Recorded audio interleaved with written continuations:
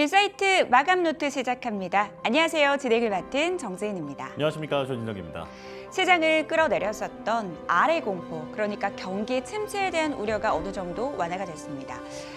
미국의 소비 지표가 예상치를 상회하면서 경기 침체에 대한 우려가 어느 정도 완화가 됐고요. 여기에 더불어서 신규 실업수당 청구 건수도 전주 대비 감소하면서 고용에 대한 우려도 어느 정도 완화가 됐습니다. 이와 함께 위험 자산에 대한 선호도가 더 높아지면서 간밤 뉴욕 증시는 상승으로 마감이 됐고요. 오늘 국내 시장 역시 상승세를 펼쳐지고 있습니다. 거래소 쪽 분위기 간단하게 짚어보도록 하겠습니다. 오늘 코스피는 상승 출발 이후 견조한 오름세를 지속하고 있습니다. 수급적으로 본다면 외국인과 기관의 양매수가 이어지고 있는데요.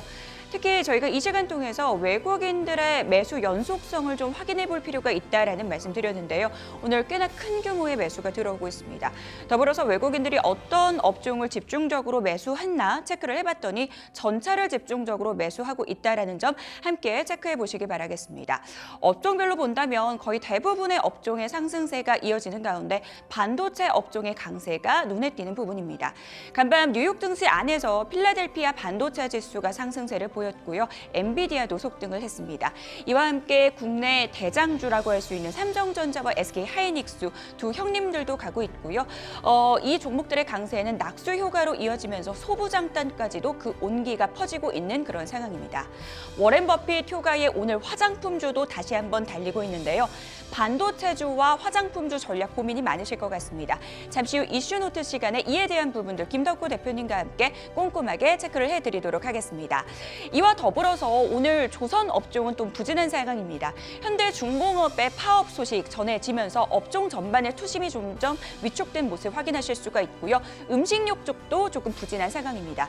빙그레가 어닝 쇼크를 기록했는데 업종 전반의 투심이 위축된 모습 확인하실 수가 있습니다. 거래소 쪽 분위기 간단하게 짚어봤고요. 바로 이어서 코스닥 쪽 분위기도 짚어주시죠. 네. 자, 코스닥 쪽은 한 주의 마지막 분위기 참 좋습니다. 지금 코스피와 마찬가지로 빨간불을 켜고 있는데요. 기관과 외국인의 동반 매수세가 들어오면서 다시 한번 800고지 탈환을 노리고 있습니다. 자, 지금 보시는 것처럼 1% 넘게 상승하고 있는데 약간 상승폭을 반납하긴 했지만 그래도 굳건하게 빨간색 불을 켜고 있습니다. 지금 785포인트 지나고 있고요. 자, 상승하는 종목이 800개가 넘고 하락하는 종목은 760여 개 정도 됩니다. 자, 이런 분위기가 다음 주에도 좀 이어졌으면 좋겠는데 일단은 금요일 한 주의 마지막에는 기분 좋게 이어지고 있습니다. 자, 어떤 종목이 오르는가 보면 반도체 소부장 쪽이 확실히 강세를 보이고 있는데요. 검은 금요일, 검은 월요일 이후에 과대하게 낙폭이 됐다라는 그런 이제 인식이 시장 속에 퍼지면서 다시 한번 수급이 돌아오고 있는 상황입니다. 자, 그리고 앞서 정지은 앵커가 얘기했던 대로 화장품주에도 이제 많은 수급이 돌아오고 있고 역시나 코로나 관련주 그리고 엠폭스 테마도 많은 관심을 받고 있습니다. 자, 다음 주는 어떨지 그리고 오늘 장은 어떻게 마무리해야 할지 당연히 투자 전략 꼼꼼하게 살펴봐야겠죠. 오늘도 끝까지 저희와 함께 하시기 바랍니다. 딜사이트 TV 마가노트 필기 시작합니다.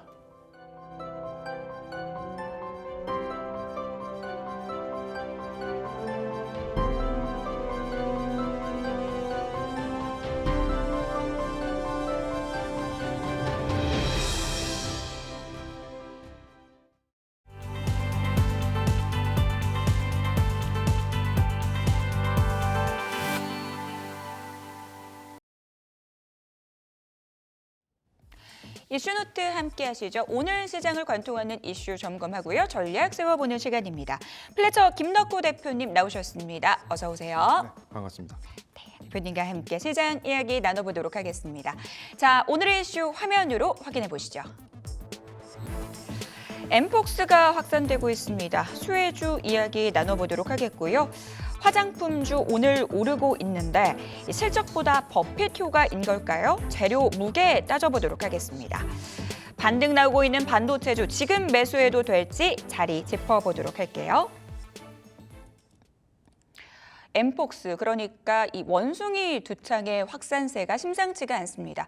아프리카에 이어서 유럽 쪽에서도 변이가 발생했다, 이런 뉴스들 나오고 있는 상황인데요. 사실 이 엠폭스가 재작년쯤에도 얘기가 나왔던 거잖아요. 재작년과는 좀 양상이 다르다라고 하더라고요. 이 부분 좀 짚어주신다면요. 뭐 사실 이제 우리가 이런 어떤 질병이 만연하게 됐을 때 항상 눈치를 보는 가장 큰 국제 기구가 이 WHO입니다. 그러니까 네. 우리가 과거 2020년도에 팬데믹이 발생을 했었고 이 당시에 이제 상당한 질병을 통제를 하기 위해서 뭐 미국의 질병관리청인 뭐 CDC라든가 이런 많은 기관들이 본격적으로 활동을 했던 시기가 바로 2년 전만 하더라도 굉장히 많이 왕성한 활동을 했었는데 일단 엠폭스 같은 경우에는 우리가 이제 과거 병명으로는 이제 원숭이 두창이라고 얘기를 합니다. 그러니까 네. 뭐 낭설은 있죠. 뭐 사람과 뭐 원숭이가 어떤 교미를 했다. 뭐 그래서 이런 신종 바이러스가 나왔다라고 얘기를 하는데 사실 거기에 대한 근거는 뭐 명확하지는 않고요. 오히려 이제 최초 이제 종간 변종이 인간에게 접촉이 됐던 그 케이스를 확인해 보니까 원숭이로부터 옮겨온 질병 중 하나더라. 이렇게 되면서 원숭이 두창이라는 병명이 아니라 엠폭스로 바뀌게 되었다라고 네. 설명하는 게 맞는 것 같네요.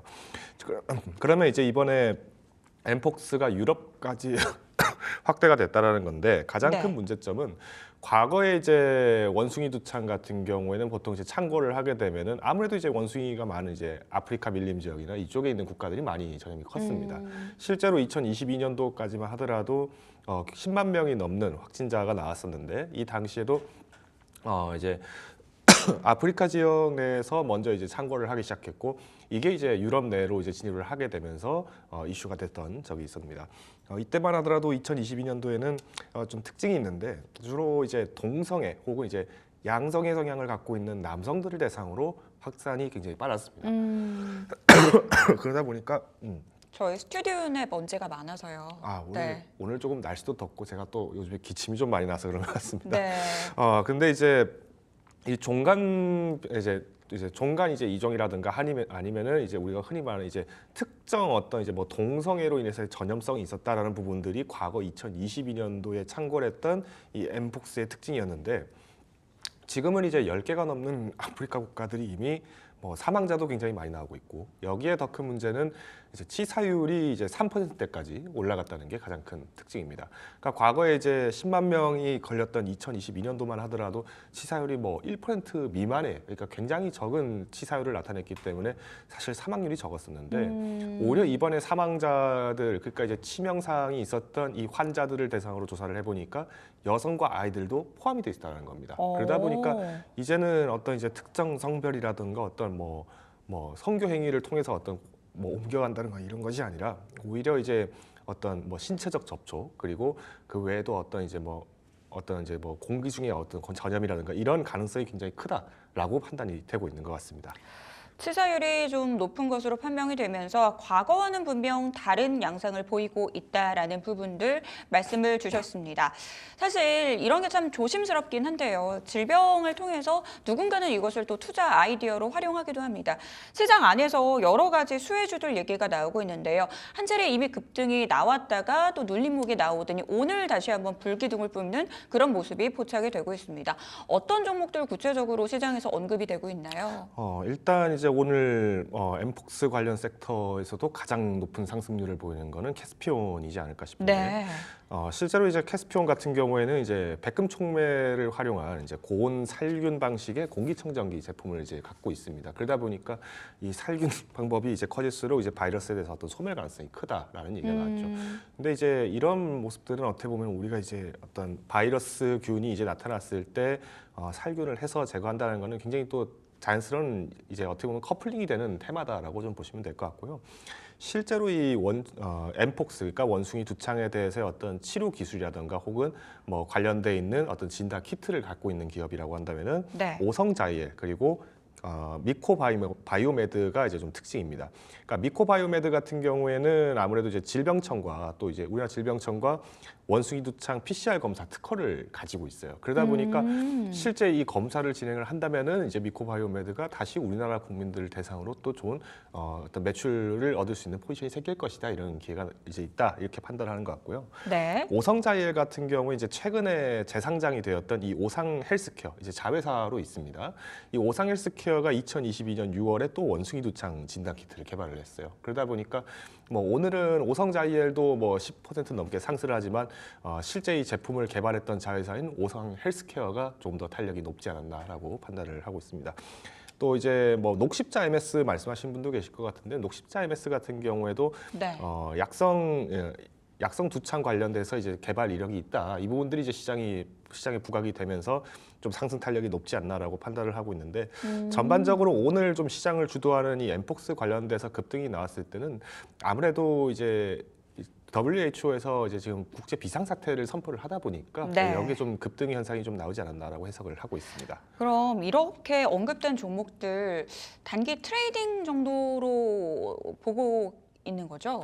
일단 이제 많은 분들이 지금 이제 WHO가 이 사태를 선포한 것을 굉장히 심각하게 받아들이시는 분이 계실 것 같은데, 네. 실제로 이 비상체제를 선포했던 것도 재작년 7월부터 작년 5월까지 선포를 한번 했었습니다. 이게 이제 아까 제가 말씀드렸던 2022년 이 엠폭스 관련된 상황에서의 어떤 컨트롤을 하기 위한 네. 긴급 대책을 마련한 상황인데, 지금 WHO에서 이번에 이제 여성과 그리고 이제 아동들에 대한 이제 치사율이 계속 높아지는 걸 이제 우려를 하다 보니까, 또 최근에 이제 파리 올림픽이 있었죠. 지금 유럽 내에서 엠폭스가 확진이 되었다라고 한다는 거는 이번 파리 올림픽 때 이제 유럽을 방문했던 관광객들이 이제 자국으로 돌아갔을 때 확산세를 또 의심하지 않을 수 없다, 이런 얘기를 네. 하고 있기 때문에 지금 시점에서는 어떤 트레이딩의 관점인 것은 뭐 유의할 수는 있다고 보고 있지만, 저는 오히려 지금 시장이 아직 명확하게 엠폭스가 종결됐다는 얘기가 나오기 전까지는 또 네.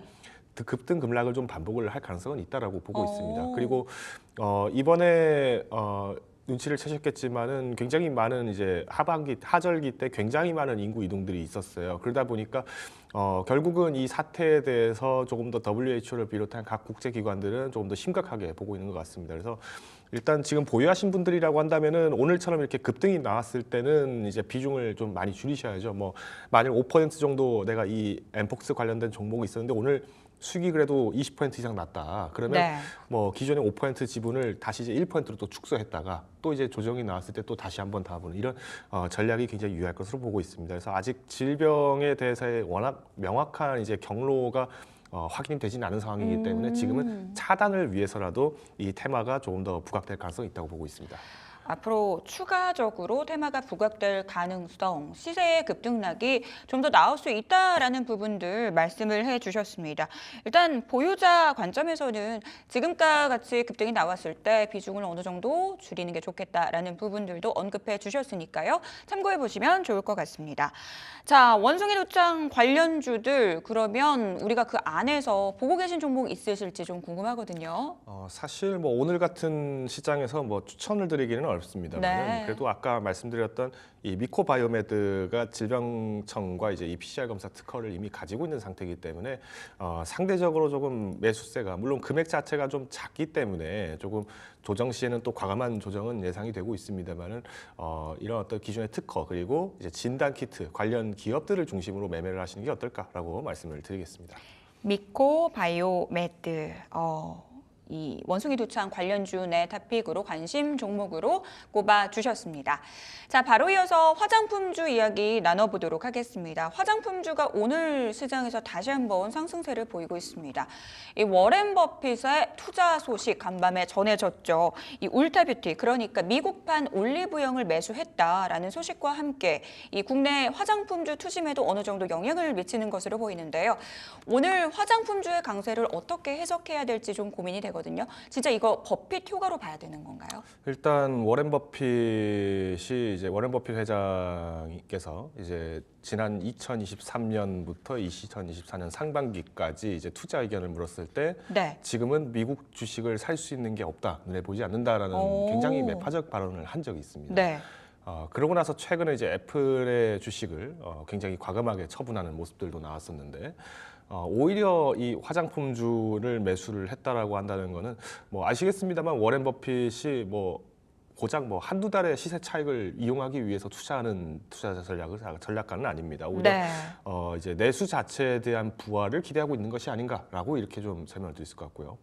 특히나 지금 이제 미국 내에서도 뭐 경기 침체가 그렇게 심하지는 않을 것이다. 오히려 경착륙이 아니라 연착륙으로 비껴나갈 것이다. 이런 기대감들이 또 나오는 게 또 이 워렌 버핏 회장의 투자가 또 이제 이목을 받다 보니까 오늘 뭐 CPI 지수도 잘 나왔었고 여기에 시장에서의 활기를 되찾는다면은 다시 이제 시장에서의 어떤 움직임들이 활성화될 것이다. 외출이 많아지고 외식이 많아진다. 이런 이제 테마로 이제 좀 해석이 일부 된 것 같아요. 그래서 일단 울타뷰티 같은 경우에는 우리나라에도 이제 굉장히 많은 제품들이 또 들어와 있는 것은 사실입니다. 그만큼 이제 글로벌적으로 이제 입점을 계속 높이고 있는 화장품 브랜드를 선택했다라고 한다면은 우리나라에 있는 화장품 기업들 특히나 기존의 전통적이었던 뭐 아모레퍼시픽과 같은 기업들도 좋지만은 뭐 최근에 이제 굉장히 강한 탄력을 보이고 있는 뭐 마녀공장, 삐아 뭐 이런 기업들이 조금 더 이목을 받을 가능성이 높지 않나라고 판단을 하고 있습니다.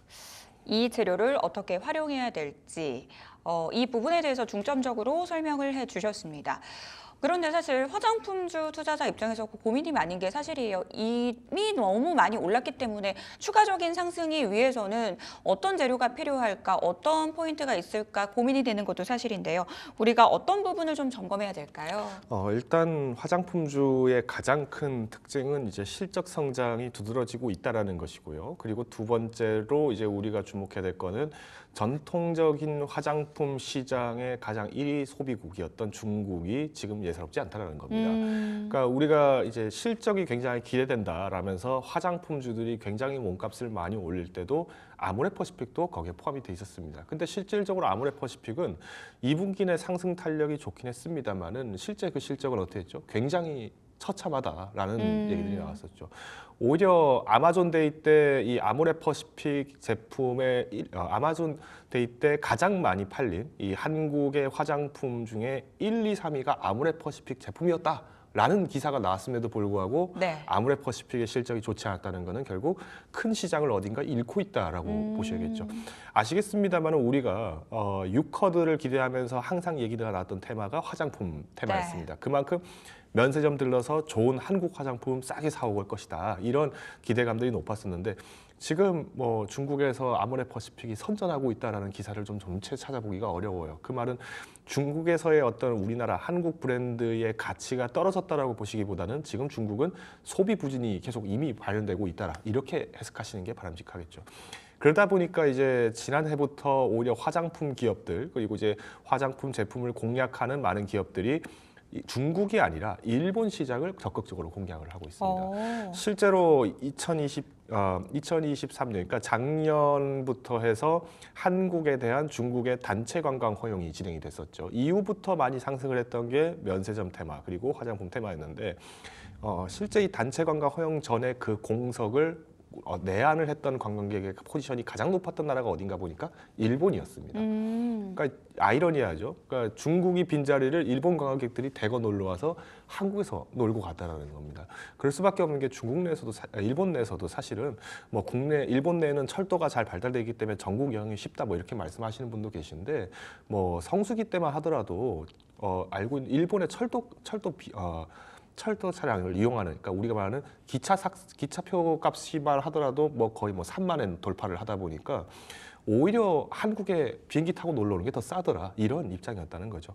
그만큼 이제 지금 시장에서는 화장품에 대한 어떤 주소비층을 기존의 중국에 끌려가는 시장이 아니라 이제는 다각화를 굉장히 성공적으로 하기 위해서 준비를 하고 있기 때문에 지금 시점에서는 오히려 화장품 테마가 어떤 나라에 조금 더 진출을 많이 하고 있는 기업인가를 보시는 게 핵심이라고 판단하고 있습니다. 중국 소비 둔화에 대한 얘기가 시장에서 지속적으로 나오고 있기 때문에 중국 쪽 매출 비중이 좀 높은 기업은 조심할 필요가 있다. 매출처가 다변화된 기업을 살펴볼 필요가 있겠다라는 부분들 말씀 주셨습니다. 화장품주 내에서 어떤 종목 보고 계신지 궁금한데요. 탑픽 종목 꼽아주시죠. 저는 화장품 종목을 많이 추천해달라고 하시면은 저는 아이러니하게도 동국제약이라는 이 제약회사를 추천을 드립니다. 실제로 2023년 기준으로 매출의 32% 가량이 뷰티, 헬스케어 부분에서 발생을 했는데 지금 이 동국제약 같은 경우 센텔리안 24라는 브랜드를 앞세워서 기존에 우리가 잘 알고 있던 이 마데카솔의 원료를 활용한 마데카 크림을 매출을 만들고 있습니다. 이번에 이제 일본의 이제 팝업 스토어 쪽에도 공략을 이제 시작을 하게 됐는데 지금 현재 동국제약이 판단하고 있는 일본 내 화장품 시장의 연간 성장률은 4%입니다. 우리가 수치만 들었을 때는 굉장히 적은 수치다라고 생각할 수 있겠습니다만은 일본 같은 경우에는 화장품 시장 자체가 이미 성장 자체가 안정기에 들어가 있는 상황이기 때문에 오히려 이제 견조한 매출을 만들 수 있을 것이다라는 판단이 동국제약의 전략인 것으로 확인이 되고 있습니다. 더불어서 지금 이제 동국제약 같은 경우에는 기존에 우리가 이제 OTC 즉 일반 의약품 쪽의 매출 부분들의 비중을 많이 좁혀나가고 ETC 즉 전문 의약품 쪽의 매출을 강화하겠다라는 얘기가 나오고 있기 때문에 오히려 성장 탄력이 높은 헬스케어 뷰티 쪽의 강세 그리고 견조하던 실적에서 이제는 전문 의약품으로서의 매출 마진을 높이는 실적을 기대할 수 있다라고 말씀을 드리겠습니다. 동국제약을 이제 제약주가 아니라 화장품주로 봐야 한다라는 이야기도 있더라고요. 화장품주의 토픽으로 동국제약 꼽아주셨습니다. 반도체주 이야기로 넘어가 보도록 하겠습니다. 간밤 뉴욕 증시 안에서 필라델피아 반도체 지수 상승세를 보였고요. 오늘 국내 증시 안에서도 이 반도체주 상당히 강한 흐름을 보이고 있습니다. 이제 반도체 쪽 좀 확실히 반등했다, 분위기 돌아섰다라고 보시나요? 저는 만약 이 부분이 확실하게 반등했다라는 지표를 삼으려면은 아까 잠깐 언급됐던 이 워렌 버핏 회장께서 다시 애플을 사셔야 되지 않을까라는 생각을 좀 하고 있습니다. 네. 그만큼 지금은 이제 지난 일주일 동안의 공포 장세를 극복을 하기 시작하고 다행스럽게도 지금은 물가 지표를 비롯한 주요 경제 지표들이 긍정적으로 나오고 있어요. 어떤 면에서 긍정적이냐? 금리 인하를 하기에 좋은 상황으로 나오고 있습니다. 즉 우리가 어떤 경기가 경색됐다라고 한다면은 뭐 연준도 당장이라도 금리를 내리려고 할 겁니다. 그런데 오히려 이번에 발표됐던 CPI 지수를 주목해 보시면 2.9% 그러니까 2%대까지는 도달을 했다라는 거는 긍정적이라고 말씀을 드릴 수 있겠죠. 자, 그러다 보니까 이제 다가올 이제 23일 날 진행되는 미국의 잭슨홀 미팅에서 과연 어떤 발언이 나올까가 이제 시장에서 주목을 많이 하고 있는 것 같은데 현재 월가를 비롯해서 우리나라도 그렇고 이번 경기 침체에 대한 우려는 오히려 경착륙이 아니라 연착륙일 가능성이 크다. 그래서 금리 인하를 뭐 빅컷을 단행하지 않더라도 오히려 스무스하게 경기의 충격을 우회할 수 있을 것이다라고 판단하다 보니까 뭐 미국 같은 경우에는 필라델피아 반도체 지수를 중심으로 다시 이제 상승세가 보여지고 있고요. 이걸 토대로 이제 또 구리 가격이 다시 상승을 하다 보니까 뭐 우리나라 같은 경우에는 전력 설비 쪽 전선주들 또 마찬가지로 좋은 움직임이 나타나지 않았나라고 확인하고 있습니다. 9월 금리 인하가 가셔야되고 있습니다. 시장에서는 빅스텝보다는 25bp 인하 정도로 가닥을 잡고 있는 것 같은데요. 이와 관련해서 23일 잭슨홀 미팅에서 어떤 이야기가 나올지 우리가 좀 더 주목을 해볼 필요가 있을 것 같습니다. 또 하나의 변수가 있죠. 28일에는 엔비디아의 실적이 발표가 됩니다. 우리가 어떤 점에 좀 주목을 해봐야 될까요? 사실 엔비디아가 이제 실적 발표를 했을 때 뭐 부정적이진 않겠죠. 잘 나오겠죠. 그런데 네. 여기서 이제 주목을 하실 거는 그럼 이제 3분기에도 과연 이 실적이 견조하게 나올 것인가가 이제 결국 핵심이 될 텐데 오히려 지금 엔비디아에 대해서 그동안 블랙웰 출시를 기다리고 주문을 보류했던 기업들이 다시 그레이스 하퍼 칩을 주문을 넣기 시작을 했어요. 이 말씀은 아무래도 이제 신형 칩이 나오다 보니까 여기에 대해서 기업들은 당연히 이 칩을 더 빨리 적용을 하고 싶었을 텐데 네. 올해 이제 12월, 그러니까 올해 말 12월 정도에 출시가 될 걸로 예정이 됐던 이 블랙웰 출시가 지연됐다라는 거는 오히려 SK 하이닉스를 비롯해서 기존에 HBM 납품을 하고 있던 기업들에게는 상당한 수혜가 될 거라고 판단을 하고 있습니다. 그렇기 때문에 이번 이제 실적이 나오는 것에 대해서는 사실 큰 우려는 없을 거라고 보고 있고요. 오히려 이제 TSMC의 케이스가 조금 걱정이 되기는 합니다. 최근에 이제 뭐 TSMC 같은 경우에는 중국 측에서 이제 대만 침공에 대한 야욕을 계속 발휘를 하고 있다 보니까 실적은 좋았지만 외국인들이 쉽게 손을 잘 뻗지 않고 있는 상황입니다. 이런 입장에서 봤을 때면은 상대적으로 안전지대에 있는 한국의 SK 하이닉스 그리고 삼성전자 같은 경우도 기대가 된다라고 말씀드릴 수 있을 것 같고 삼성전자는 이미 퀄 테스트를 또 이번에 또 다행스럽게 통과를 했습니다. 그러다 보니까 결국 이제 양산의 개념이 좀 더 활성화된다라는 주목을 했을 때면은 이제는 미국의 엔비디아뿐만 아니라 이제 다른 IT 기업들이 어떤 식으로 이 GPU를 해석하느냐가 가장 관건이라고 보고 있습니다. 최근에 애플이 GPU 대신에 알파벳의 TPU를 쓰겠다라고 네. 얘기가 나왔었죠. 자, TPU 같은 경우도 마찬가지고요. 지금 이 거론되고 있는 칩들 안에는 다 D램 반도체가 들어갈 수밖에 없습니다. 그러면 전통적으로 이 D램 반도체에 대해서 양산 시설을 충분히 갖고 있던 이 삼성전자 같은 경우도 한 번의 기회는 올 수 있다. 즉 지금은 가격 경쟁력에 대한 부담들을 맞출 수 있는 기회가 많아지고 있기 때문에 우리나라 반도체 기업들이 다시 한번 기지개를 펼 수 있는 모멘텀은 가까워지고 있다 말씀을 드리겠습니다. 일단 엔비디아의 실적 걱정 좀 접어두자라는 부분도 오히려 국내 HBM 관련주들에 대한 기회가 올 수 있다라는 부분 말씀해 주셨어요. 자, 그러면 반도체 쪽에서 어떤 종목 보고 계세요? 저는 사실 반도체 업종이 잘 된다라는 소식을 듣고 이 네. 기업을 더 주목을 했습니다. 반도체 기업은 아니고요. 네.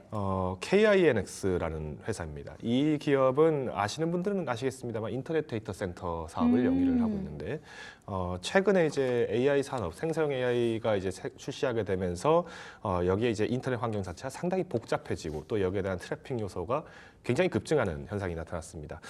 이것을 이제 쉽게 이제 처리를 할 수 있는 데이터량이 증폭하다 보니까 결국은 이 데이터 센터발 매출을 굉장히 중요시하고 있어요. 이것은 이제 KINX뿐만 아니라 이제 우리나라의 3대 통신사도 마찬가지로 이 데이터 센터발 매출을 확보하겠다라는 야욕들이 지금 최근에 계속 보도가 되고 있는데 KINX 같은 경우에는 이 기존의 통신 3사 외의 통신 업체들에 대해서의 데이터 처리를 담당을 하고 있습니다. 그러다 보니까 사실 이제 중소형 기업들 같은 경우에는 오히려 이 KINX에 대해서의 수혜를 좀 더 볼 수 있지 않나라고 판단을 하고 있기 때문에 저는 일단 현 구간에서는 아직까지 거론되지 않고 있습니다만 이번 반도체 시장 시즌이 다시 한번 회복이 된다. 그러면 AI 테마가 다시 한번 부흥을 할 수밖에 없겠죠. AI 테마가 부각을 받는다는 거는 소프트웨어 시스템들이 관련돼서 부각을 받는다는 거고 결국 여기에 대해서는 다시 데이터 센터발 수혜와 그리고 이제 증설 관련된 부분들이 주목을 받기 때문에 오히려 KNX가 현 시점에서는 기술적으로 그리고 이제 밸류 자체로도 상당히 저평가를 받고 있다 말씀드릴 수 있을 것 같습니다. 이 반도체의 시간이 다시 한번 돌아온다면 데이터 센터 쪽 부각받을 수 있다라는 점 말씀해 주시면서 KINX 타픽 종목으로 꼽아 주셨습니다. 자, 오늘장 이슈노트 김덕구 대표와 함께했습니다. 오늘 도움 말씀 감사합니다.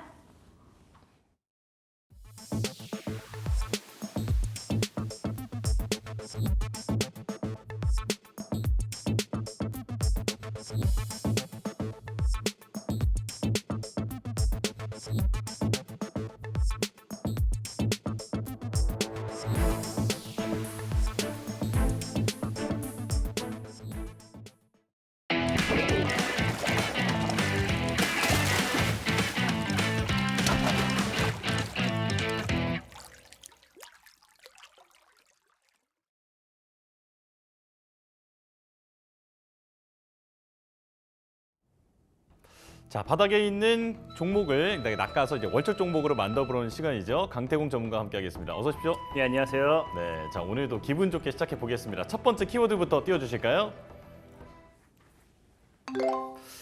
자, 자동차가 많이 아파요. 이거 뭐 이제 방송 많이 보신 분들은 자동차 관련주는 결코 아닐 거라는 거 이제 아실 것 같습니다. 결코 아닙니다. 결코 그쵸? 아니고요. 뭐 요즘 코로나 때문에 막 사람들 많이 아프신 분들도 많이 이제 증가하고 있는 것 같아요. 뭐 코로나뿐만 아니라 뭐 많이들 아프게 된다라고 하면은 뭐 치료제라든지 백신이라든지 이런 것들을 좀 많이 찾으실 거예요. 예. 자, 그러니까 요즘 뭐 또 자동차도 뭐 아플 수도 있죠. 그럼 차도 아프다고 하면 이 백신을 만들어야 되고 이 차에 대한 백신을 연구도 해야 되고 그러다 보니까 그런 기업이지 않을까. 사실 전혀 상관없지만 뭐 이름만 보면 그렇게 됩니다. 네, 자 차가 백신을 맞을 일이 뭐가 있겠냐면은 네, 종목에는 이름이 들어있는 것 같습니다. 자, 띄워주시죠.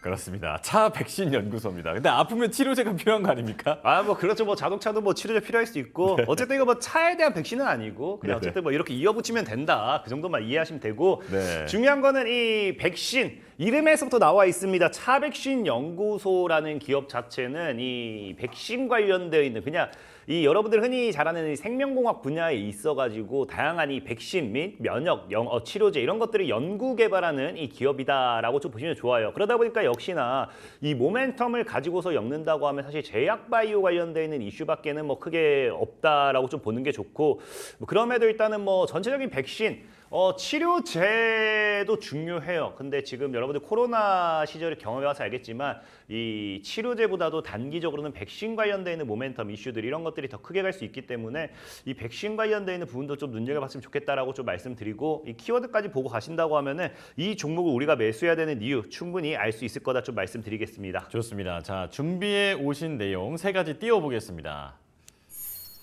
자, 코로나 재확산 그리고 AI 기반 신약 개발, 공모가 대비 절반 가격 이것도 다 궁금해지네요. 하나하나 설명해 주시죠.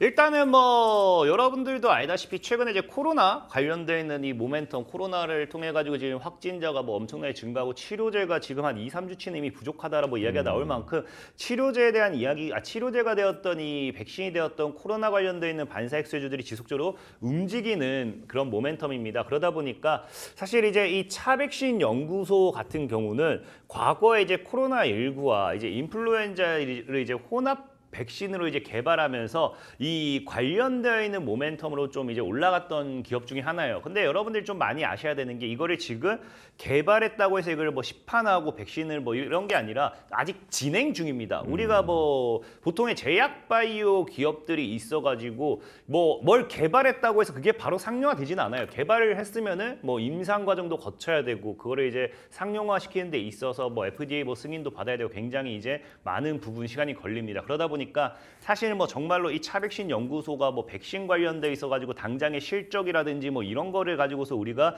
이 기업의 주가가 올라갈 거다라고 할 수는 없는 거고 다만 우리가 과거에도 경험했던 게 코로나 관련돼 있는 반사이익 뭐 이런 수혜주 시장이 형성됐을 때 그냥 이 백신, 치료제 이런 거를 지금 뭐 시판하지 않아도 뭐 상용화되지 않아도 통과하지 않아도 뭐 어떤 이 원자재 어떤 걸 가지고서 어떤 재료를 통해서 백신으로서의 이런 거를 개발했다, 뭐 만든다, 연구 개발 심지어 연구 개발 중이다라고만 해도 백신 관련 수혜주로도 엮였던 게 제약 바이오입니다. 그렇기 때문에 이 차백신 연구소 같은 경우도 추가적인 이제 코로나 관련되어 있는 모멘텀이 지속적으로 나와준다라고 하면은 역시나 백신 관련되어 있는 부분은 얼마든지 이슈가 될 수밖에 없어요. 우리가 백신도 우리가 무시할 수 없는 게 치료제라는 건 말 그대로 이제 이 걸렸을 때 치료할 수 있는 부분이고 우리가 걸리기 전에는 백신을 가지고서 접종을 해야겠죠. 그렇죠. 치료제를 가지고 접종할 수가 없습니다. 그러다 보니까 사실 인구 비율만 놓고 본다 하더라도 확진자가 증가하고 있는 거지 확진자보다는 이제 걸리지 않은 사람들이 더 많아요. 그렇다라는 거는 지금 걸리지 않은 사람들은 치료제보다 뭐가 더 필요하다? 백신이 더 필요한 상황입니다. 그렇기 때문에 이 백신에 대한 부분도 분명히 시장 내에서는 우리가 무시할 수는 없는 부분이다 좀 말씀드리고 싶고 예. 그리고 거기다 추가적으로 이 차백신 연구소라는 기업이 이제 뭐 코로나만 하는 게 아니라 아까 앞서 얘기했다시피 이제 백신 관련되어 있는 부분에 있어서 굉장히 많은 것들을 웬만한 그냥 백신 그냥 이름에도 뭐 차백신 뭐 코로나 백신 연구소가 아니잖아요. 그러니까 다양한 백신 관련돼 있는 사업을 진행하고 있다라고 보시는 게 좋은데 지금 이제 뭐 항암 백신이라든지 아니면 대장암 관련돼 있는 백신이라든지 아니면 유방암이라든지 면역 항암제 관련돼 있는 이런 쪽으로도 백신을 굉장히 많이 하고 있고 뭐 노로바이러스라든지 뭐 기타 등등을 해가지고 웬만한 백신은 다 건드리고 있어요. 그러다 보니까 향후 이제 우리가 금리 인하에 대한 기대감이 시장에 다시 형성이 되고 있죠. 그러면 이제 금리 인하가 시작이 되었을 때 제가 전에도 말했지만 제약 바이오 관련되어 있는 모멘텀의 섹터들 종목들 굉장히 크게 올라가는 게 높다라 했습니다. 그렇기 때문에 이런 제약이라는 섹터 산업을 앞에서 두고서 코로나뿐만 아니라 이런 백신 관련되어 있는 어디로 엮어도 뭐 향후에 갑자기 뭐 줄기세포가 뭐 올라간다, 뭐 골관절염이 올라간다, 뭐가 올라간다면은 그냥 뭐로 엮어도 갈 수 있는 게 이런 백신 관련되어 있는 부분이지 않을까를 좀 말씀드릴 수 있기 때문에 차백신 연구소 역시도 얼마든지 엮으면 엮는 대로 상승할 수 있는 흐름 기대해 보면 좋을 것 같고요. 네. 자, 두 번째로는 이제 또 이제 최근에 이제 AI 인공지능의 발전과 함께 AI를 기반으로 한 신약 개발 공동 연구 이런 것들이 대유행을 하고 있습니다. 그러다 보니까 실질적으로 뭐 여러분들 알다시피 웬만한 제약사들이 이번 AI 신약을 만들까라고 이야기할 만큼 원래라고 하면 이 약을 있어서 연구 개발하는 데 있어서 우리가 뭐 임상 과정도 거쳐야 되고요. 그럼 임상을 뭐 진행했다고 하면 이게 실질적으로 사람에게 효과가 있는지 그것도 뭐 테스트도 다 해야 되고 그럼 이게 시간이 정말로 뭐 20년, 30년 뭐 엄청나게 걸립니다. 네네. 하지만 이 AI를 기반으로 하게 되면은 절반 최소가 절반이에요. 그러니까 막 30년 걸렸다고 하면 최소가 15년이고요. 정말 빠르면 7년, 8년 안에도 뭐 신약을 만들 수 있다라고 얘기할 만큼 AI를 통한 이런 AI를 기반으로 한 신약 개발, 공동 연구 개발이 굉장히 지금 유행을 타고 있다라고 좀 보는 게 좋습니다. 그렇기 때문에 최근에 이제 아마존이라든지 뭐 이 클라우드 같은 경우도 AI 신약 개발을 통한 이런 것들 플랫폼 지속적으로 출시하는 추세고요. 그러다 보니까 이제 이 차백신 연구소 같은 경우는 이 AI 신약 개발해 가지고 뭐 어떠한 기술을 이 기업이 뭐 가지고 있다라고 하기보다는 이제 최근에 이제 분당 차병원과 AI 기반 항암 백신 개발을 위한 MOU를 체결을 했고요. 또 이제 모감 생명과학연구소와 또 관련되어 있는 AI 기반 신약 후보 물질 발굴을 위한 또 MOU를 체결했습니다. 그러니까 이 기업이 어쨌든 뭐 어떤 특정 핵심 뭐를 가지고 있다를 보다도 어쨌든 MOU를 체결했기 때문에 뭐 MOU를 체결했다는 거는 이 기업이 어떤 뭐 기술력을 또 가지고 있다라고 볼 수도 있겠죠. 어쨌든 그런 부분과 함께 지속적인 AI 신약에 대한 이 AI를 통한 이 신약 개발을 위한 어떤 걸 지속적으로 자꾸 다른 기업들과 진행하고 있기 때문에 추후 여기 관련되어 있는 반사이익이라든지 모멘텀은 얼마든지 기대해 볼 수 있겠다라고 좀 말씀을 드리고 싶고 예. 그리고 제일 중요한 게 이제 공모가 대비 절반 가격이라는 게 그냥 한마디로 공모가 대비 반토막이 났다는 거예요. 근데 전에도 얘기했지만 주식이라는 건 공모가라는 건 공모에 상장을 할 때 누군가가 거기에 큰 돈을 집어넣습니다. 공모에 큰 돈을 집어넣고 만약에 이제 내가 팔려고 봤더니 이제 공모가 보통 보유예수가 걸리죠. 그럼 짧으면 1년, 길면 2년 뒤에 팔 수 있습니다. 팔려봤더니 내가 주가가 반토막이 나 있어.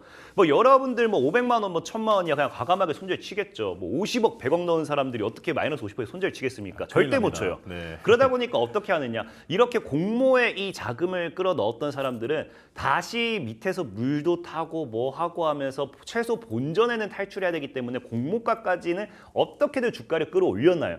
그러다 보니까 지금 공모가 대비 반토막이라는 거는 지금 보통 마이너스 50%가 올라가야 되면은 50% 올라간다고 해서 끝이 아니라 2배는 올라가야 이제 본전이 됩니다. 그렇기 때문에 오히려 지금 자리에서 2배 정도는 올라갈 수 있는 구간대가 되지 않을까 좀 생각을 해보고 있고요. 예. 제가 차트적으로도 본다면은 차백신 연구소는 지금 이제 상장 이후에 보면은 시장이 2021년도 이후에 지속적으로 무너졌습니다.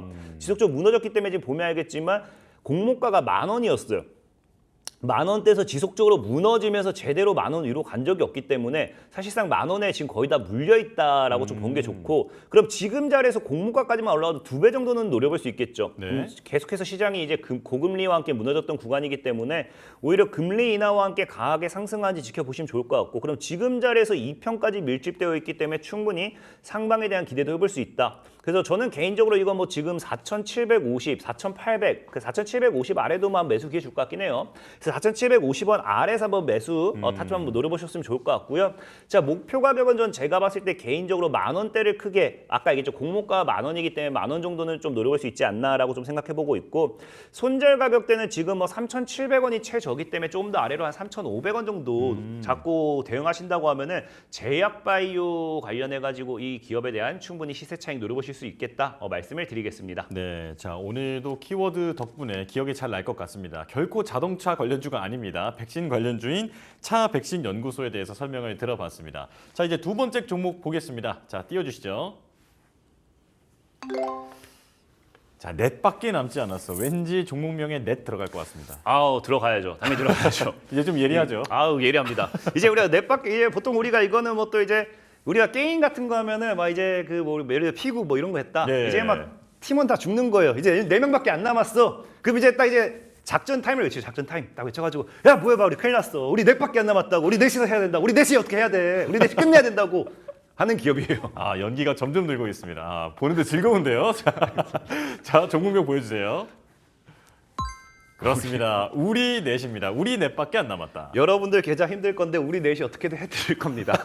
자, 왜 가지고 오셨는지 이제 설명해 주세요. 일단은 뭐 넷만 봐도 아실 거예요. 넷이라는 것 자체는 우리가 넷 그냥 간단하게 해도 통신 장비 기술로도 볼 수 있습니다. 네네. 그렇기 때문에 이제 통신 장비 쪽으로 좀 일단은 기본적으로 보고 가는 게 좋고 이 우리넷이란 기업이 자체가 사실 지금 당장에서야 뭐 여기에 대해서 이 종목이 사실 이번 주에 다음 주에 가야 되는 이유를 알려주세요 하면은 없어요. 근데 장기적으로 봤을 때 모멘텀은 괜찮은 게 우리가 키워드를 보면서 좀 설명드리면은 장기적인 좋습니다. 모멘텀 괜찮습니다, 진짜로. 네, 자, 세 가지 띄워주시죠. 그래서 이제 키워드가 나와 있지만 제일 중요한 게 사실 양자예요. 이게 양자라는 부분이 사실 AI가 이제 점차 심화가 되면서 지금 이제 보안도 그렇고 해킹도 그렇고 양자 시대가 이제 본격적으로 도래하고 있습니다. 그러다 보니까 이제 AI 이후에는 우리가 봐야 되는 게 양자 컴퓨팅이라고 하죠. 그래서 양자 컴퓨터라든지 양자 암호라든지 이런 부분에 대해서 지속적인 성장성을 우리가 기대해 볼 수도 있다라고 좀 말씀드리고 싶고 특히나 이제 지금 현 윤석열 이 대통령 정부 정책에 의해서는 과거에 이제 국책과제 중 하나였죠. 정부 정책으로 해가지고 이제 양자 기술과 및 AI를 통한 이 국정과제 추진을 하겠다라는 이슈로서도 이 우리넷이라는 기업이 반사익을 받았던 종목이에요. 그만큼 무슨 말이다? 아까 이 양자만 얘기한 게 아니라 양자 기술 및 AI라는 거겠죠. 그러니까 AI 시장에 있어서 앞으로 양자 기술이라는 건 우리가 어떻게 무시할 수 없는 부분의 영역이다라고 좀 생각해보고 있고요. 그러다 보니까 이 우리넷 같은 경우는요. 과거에 양자 암호를 기반으로 해가지고 이제 전송 암호화 모듈 관련되어 있는 기술을 개발을 했습니다. 근데 그게 이제 그 기술 개발해가지고 이걸 양자 기술 관련해가지고 누구와 함께 하느냐? 삼성전자와 함께 이 모듈 관련되어 있는 기술을 개발을 하면서 이걸 지금 상용화를 눈앞에 두고 있어요. 그러다 보니까 사실 우리넷이라는 기업은 우리가 잘 몰라도 돼요. 근데 중요한 건 뭐냐? 여기 사실 우리넷이라는 기업이 양자 기술을 가지고 있다, 보핏, 제가 9월 보핏 출시 공개 이런 게 있는데 아무것도 안 중요하고 중요한 건 뭐다? 삼성전자와 공동 개발을 해가지고 상용화를 눈앞에 두고 있다라는 거예요. 우리나라 주식에서 가장 크게 갈 수 있는 모멘텀은 삼성전자입니다. 백날 다른 기업과 MOU를 체결했다, 다른 기업이 이 기업에 지분 투자를 했다, 다른 기업이 이 기업을 인수했다, 그냥 주가 올라갈 수는 있겠죠. 근데 삼성전자보다는 못 올라가요. 레인보우 로보틱스만 보세요. 삼성전자가 지분 조금 취득했다고 해가지고 이미 그냥 이거는 인수하는 거다. 아니 그냥 지분이야 그냥 취득할 수 있죠. 인수한다고는 안 했습니다. 근데 레인보우 로보틱스 어떻게 됐냐? 20배 이상이 올라갔어요. 그러니까 우리나라는 삼성전자가 엮이면 얼마든지 크게 갈 수 있는 건데 우리넷이라는 기업은 뭐다? 아까 했다시피 앞으로 다가와야 될 양자 시대에 있어서 그거를 삼성전자와 공동 개발하면서 앞으로 상용화까지 눈앞에 두고 있다라고 하면은 이 삼성전자발 모멘텀이란 걸 가지고서 이 우리넷이 앞으로 주가 강한 상승으로서 연결된 데 있어서 이만큼 좋은 모멘텀은 없다라고 생각하고 있고요. 제가 두 번째로는 또 이제 뭐가 있냐고 하면은 삼성전자가 드디어 이제 9월 달에 이제 보핏을 공개하겠다, 출시를 하겠다라고 했습니다. 사실 보핏에 대한 부분이 올해 연초에 출시안에 만회했는데 이 헤드셋이 내년으로 밀리고 오히려 올해 이제 보핏 언제 출시하냐 하다가 이제 9월 초에 출시하겠다가 이제 지난주에 이번 주 이제 화요일인가 월요일인가 이때쯤 뉴스가 나왔어요. 이제 여러분들 알다시피 우리 삼성전자가 한다고 하면은 그 관련 수혜주들이 굉장히 많이 올라갑니다. 삼성전자가 예를 들어 가지고 핸드폰 출시한다고 하면 그 핸드폰 관련되어 있는 수혜주들도 움직이는 거고요. 가전제품 출시하는 가전제품 관련 움직이는 거고 삼성전자가 하냐에 따라 가지고 우리나라 증시에 관련 수혜주들이 굉장히 급등락을 많이 한다라고 좀 보시면 좋은데 지금 어쨌든 그 삼성이 이제 보핏을 출시한다라는 거는 다시 한번 우리나라 증시에 뭐가 불러일으켜질 수 있다. 앞서 얘기했듯이 로봇 관련되어 있는 반사이익의 수혜주들. 보핏 같은 경우는 일단은 웨어러블 헬스케어로서 어쨌든 로봇으로 들어가게 됩니다. 로봇으로 들어가다 보니까 이 로봇이 움직이지 않는다 하더라도 괜찮아요. 이 헬스케어 관련되어 있는 반사익 수혜주로서 움직일 수 있기 때문에 9월 이후, 그러니까 지금 이 9월 달 이후에 로봇이 되었든지 헬스케어가 되었든지 이 관련되어 있는 반사익 수혜주가 움직여준다라고 하면은 우리넷 같은 경우는 지금 또 이제 아까 앞서 얘기했다시피 삼성전자와 이제 양자암호 관련되어 있는 모듈을 공동 개발했다라고 말씀을 드렸는데 지금 여기에 추가적으로 또 삼성전자 뭐를 또 공동으로 기반으로 하느냐. 사실 우리넷은 기본적으로 통신 관련되어 있는 이런 거다 보니까 5G 관련되어 있는 모듈 이런 사업을 굉장히 많이 진행하고 있습니다. 그러다 보니까 이 역시도 지금 삼성전자와 함께 공동으로 이제 진행을 하면서 로봇이라든지 스마트 팩토리, 헬스케어 기기라든지 각종 센서 등에 적용 가능한 모듈을 또 지금 지속적으로 개발을 하고 있어요. 그러니까 아까 얘기했다시피 전에도 계속해서 얘기했다시피 뭐냐 그 로봇도 그렇고요, 자율주행도 그렇고요, 이 AI 시대에 있어서 가장 핵심은 이 통신이라고 말씀드렸거든요. 이 모든 것들이 서로가 연결이 돼야 돼요. 삼성전자가 원하는 건 초연결 시대입니다. 혼자서 여기 가만히 있을 거면 키오스크도 로봇이라고 할 수 있어요. 그런 게 아니라 뭐다 서로가 의사소통을 하고 주고 받으면서 전에도 얘기했지만 이 만약에 집에 오늘 주인이 오는데 집에 뭐가 없네, 다른 로봇에 이제 명령을 내리죠. 이거 사와. 그럼 또 이제 배달 로봇이 가서 또 배달해오고 뭐 이런 것들. 그러니까 모든 것들이 상호 작용이 돼야 되는데 그런 작용에 있어서 가장 중요한 게 통신이고요. 그러다 보니까 그런 우리넷 같은 경우는 통신 관련돼 있는 기술 관련해 가지고 공동 모듈 개발로 좀 보시면 좋습니다. 그렇기 때문에 아까 얘기했던 보픽 같은 경우 로봇이라든지 헬스케어라고 분명히 말씀드렸는데 이런 이 우리넷 같은 경우 로봇도 그렇고 헬스케어도 그렇고 뭐 앞으로 스마트 관련돼 있는 모든 이 모션에 있어 가지고 행동에 있어서 이 같이 엮일 수 있는 이 모듈을 개발하고 있으니까 눈여겨보면 좋을 것 같고요. 자, 그리고 마지막으로는 뭐 어쨌든 우리넷이라는 기업 자체가 정말 이 기업 기업이 별로 안 좋다고 하면은 본인들도 자사주를 사지는 않을 겁니다. 근데 지금 최근에 보면은 지속적으로 사이사이 우리넷이 자사주 취득 공시라고 있어요. 자사주를 취득하겠다라는 거는 뭐 주주 가치 제고를 위한 모션도 있겠지만 정말로 그만큼 기업의 가치가 더 올라갈 거다라고 보는 시선이 있는 게 아닌가라고 좀 생각해 볼 수 있기 때문에 우리넷이라는 기업 그런 관점에서 지금 당장 그 모멘텀 다 보면 알겠지만 지금 당장 사실 올라가야 될 모멘텀은 아니지만은 충분히 길게 봤을 때 지금 자리에서 우리가 저가 매수를 노려볼 수 있는 모멘텀이다 좀 말씀을 드리고 싶고 네. 특히나 우리넷 같은 경우 이제 차트로 보시면 아시겠지만 근데 이거는 손절가는 좀 지켜야 돼요. 그러니까 지금 보면은 이렇게 월봉상 대충 보면은 차트가 나쁘지 않아요. 근데 이렇게 땡겨버리면은 최저가 2,000원짜리가 17,000원까지 지금도 6,000원. 그러니까 거의 한 3배 정도 올라가 있는 자리입니다. 그렇기 때문에 제가 뭐 좋아하는 구간대는 아니긴 한데 그럼에도 이 종목을 봐도 좋은 거는 늘 얘기하자면 손절가만 잘 지킨다 했을 때 과거에 한 5,500원 정도대를 크게 이탈하지 않으면은 우리넷은 늘 계속해서 반등이 나와줬던 자리예요. 그렇기 때문에 지금 자리에서 우리넷이라는 종목은 오히려 지금 5,500원을 지지하는 이 구간에서 저가 매수의 기회로 노려봐도 괜찮지 않을까 좀 말씀을 드리고 싶고 그래서 5,500원을 지키는지 보시면서 제가 봤을 때는 매수 가격은 지금 한 6,800원 아래로 지금 살살살 올라가려고 하고 있는 것 같은데 종가까지 보면 6,800원 아래로 기회 줄 것 같아요. 그래서 6,800원 이하로 매수 기회 주는지 보시면서 목표 가격은 지금 12,000원 정도, 지금 12,000원 또 저항받는 구간이 있으니까 12,000원 정도 보시면서 손절 가격은 한 5,500원 정도로 보고 가시면 될 것 같다 말씀을 드리겠습니다. 네, 자 우리 넷밖에 남지 않았어. 우리넷에 대해서도 설명을 해주셨는데요. 양자 보안 기술을 가지고 있는 기업 잘 기억해 보시기 바라겠습니다. 자 그리고 이제 지난번에 꼽아주셨던 종목도 좀 리뷰를 해볼까 싶은데. 휴마시스와 모나리자거든요. 자, 휴마시스가 최고가 기준으로는 56%, 그리고 모나리자는 오늘 잘 가더라고요. 14% 수익률을 보여줬는데, 자, 추가 전략을 좀 하나씩 좀 들려주실까요?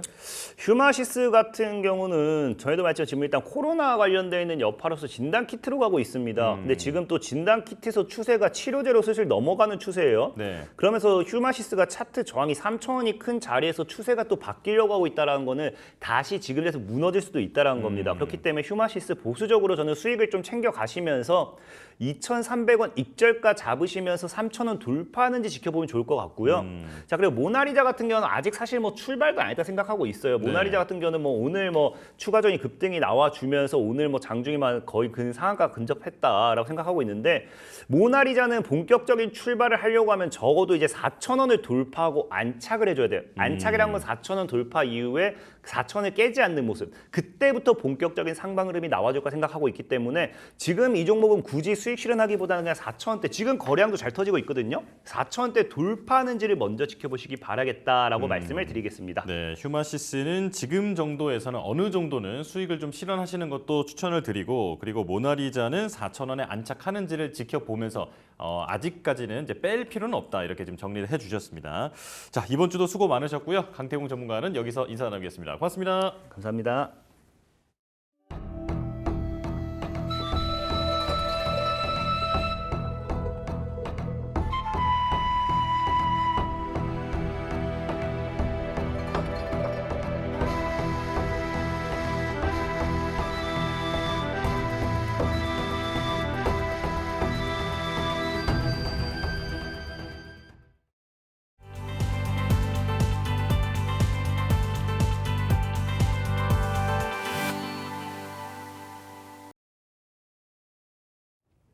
증권사 리포트를 통해 투자 인사이트를 넓혀보는 시간입니다. 역발상 투자 독립리서치 P&J 손창현 팀장과 함께하겠습니다. 어서 오십시오. 네, 안녕하십니까. 네, 자, 이제 한 주의 마지막인데 오늘도 힘차게 리포트를 열어보도록 하겠습니다. 자, 첫 번째 리포트 띄워주실까요? 자, 인터플렉스인데 갤럭시 링 연성 PCB, 갤럭시 Z 디지타이저 공급, 그리고 기술 변화 따른 내년 평균 공급 단가가 상승할 것으로 보인다. 4분기 삼성전자 XR 기기양 연성 PCB 공급 예정, 전장형 PCB 산업, 2026년 매출 확대 기여 전망. 대신증권의 리포트고 목표가는 19,000원으로 유지 의견이 나왔습니다. 이 본격적으로 좀 알아보기 전에 이 종목 이름이 아주 비슷해서 좀 헷갈리시는 분들 있잖아요. 지금 이거는 인터플렉스고 인텍플러스라는 종목도 있잖아요. 인텍플러스는 이제 반도체 장비 관련된 업체고요. 네네. 인터플렉스는 이제 PCB, FPCB를 만드는 업체라 좀 이름은 비슷한데 하는 일은 좀 틀리다. 그러니까요. 라고 생각을 하시면 될 것 같습니다. 근데 주가는 IT 쪽에 모두 포함되어 있기 때문에 거의 같이 움직이고 있어서 네네. 좀 흡사한다라고 생각을 하지만 이 종목 코드 번호를 잘 확인해 보셔야 될 것 같습니다. 맞습니다. 그래서 좀 헷갈리시는 분들이 있는데 인터플렉스를 오늘 가지고 왔다라는 점 다시 한번 기억을 해주시고요. 자, 이제 이야기를 나눠보도록 하겠습니다. 자, 대표적인 PCB 관련주 바로 인터플렉스인데, 자, 일단 PCB 업황부터 한번 설명해 주실까요? 네, 이 그 PCB 관련된 업체들이 상승을 하기 위해서는 이제 제가 봤을 때는 온 디바이스향 제품들이 엄청나게 좀 쏟아져야 된다라고 좀 보고 있습니다. 왜 그러냐면 이 온 디바이스에 들어가는 게 결국에는 고단화 이 D램이나 낸드나 이 반도체가 형성이 되고 가능성이 높거든요. 네. 그러면 그 반도체를 이제 패키지로 보호할 수 있는 게 역시 PCB나 패키지 기판 관련된 부분이라 그 부분들이 가장 핵심 포인트인 것 같습니다. 그래서 올 초에 갤럭시 S24가 통과가 되면서 온 디바이스향 이 디바이스가 먼저 이제 선을 보였고요. 근데 상당히 선을 보였음에도 불구하고 반응이 괜찮았습니다. 이제 추가적으로 이제 플립과 여러 가지 이제 폴더블 폰으로 연결이 되고 있는 상황이긴 하지만 하지만 이제 아이폰 16이 9월에 이제 출시를 하죠. 그런 부분도 눈여겨 보셔야 된다. 그래서 아이폰이 9월에 출시를 하고 10월에 인공지능에 관련된 이야기를 한다라고 보면 본격적으로 인공지능 관련된 AI 탑재가 디바이스향으로 이어질 가능성이 높다라고 보고 있고요. 거기에 이제 하나의 맹점을 찍을 수 있는 게 10월 10일 테슬라에서 나오는 로보택시 관련된 부분도 좀 이어질 수 있다고 보고 있습니다. 역시 택시에도 들어가는, 그러니까 로보택시에 들어가는 것도 결국엔 이 자율주행 관련된 소프트웨어를 뒷받침을 해줄 수 있는 부분들이라 여러 가지 뭐 FCBJ나 뭐 이런 쪽에 대한 칩이 들어가고 있긴 하지만 이런 기판을 통해서 이제 PCB도 좀 좋아져야 된다는 거예요. 그래서 FPCB나 PCB 기판 자체가 계속적으로 업그레이드가 되고 있다라고 생각을 하시면 될 것 같습니다. 그래서 전기차가 최근에 많이 폭발하고 있잖아요. 근데 이 전기차를 폭발하기 위한 부분을 이제 뭐 발열 방지로 관련된 부분으로 업그레이드를 한다거나 아니면 전력 효율이나 여러 가지에 대한 부분으로 이 업그레이드를 해야 될 필요가 있어서 이 PCB 시장도 계속 업그레이드가 되고 있고 스펙이 높아지고 있다. 그러면 수익성은 당연히 좀 높아질 수 있는 부분들이 있어서 뭐 PCB 시장 자체가 디바이스와 더불어서 상당히 좀 좋은 흐름으로 전개될 수 있다라고 보고 있습니다. 근데 다만 이제 추가적으로 뒤에서 설명을 해드리겠지만 얼마만큼 디바이스가 빠르게 좀 이어지는지가 관건일 것 같아요. 지금 현재로서는 디바이스 온 디바이스향 제품이 갤럭시 S24나 플립칩, 폴더블 폰 정도라고 좀 보고 있는데 이게 뭐 가전제품, 로봇, 뭐 청소기라든지 뭐 냉장고, TV 뭐 이런 쪽으로 상당히 많이 좀 부각이 돼야 되잖아요. 그리고 뭐 그 타블렛 PC나 노트북 뭐 그런 점이라 이 얼마만큼 빠르게 좀 디바이스 향으로 발전되는지도 눈여겨 보셔야 될 것 같습니다. 디바이스가 얼마나 잘 풀리는지가 좀 중요할 것 같은데요. 그러니까 이제 그 안에 들어가는 PCB를 만드는 회사니까요. 자, 그렇다면 리포트 내용 이제 하나하나 살펴보겠습니다. 예, 리포트는 이제 대신증권에서 발표를 했고요. 19,000원 매수 유지로 발표를 했습니다. 네. 제목을 보시면 이제 2분기 실적 호조와 더불어서 갤럭시 링과 XR 기기 성장의 수혜가 된다.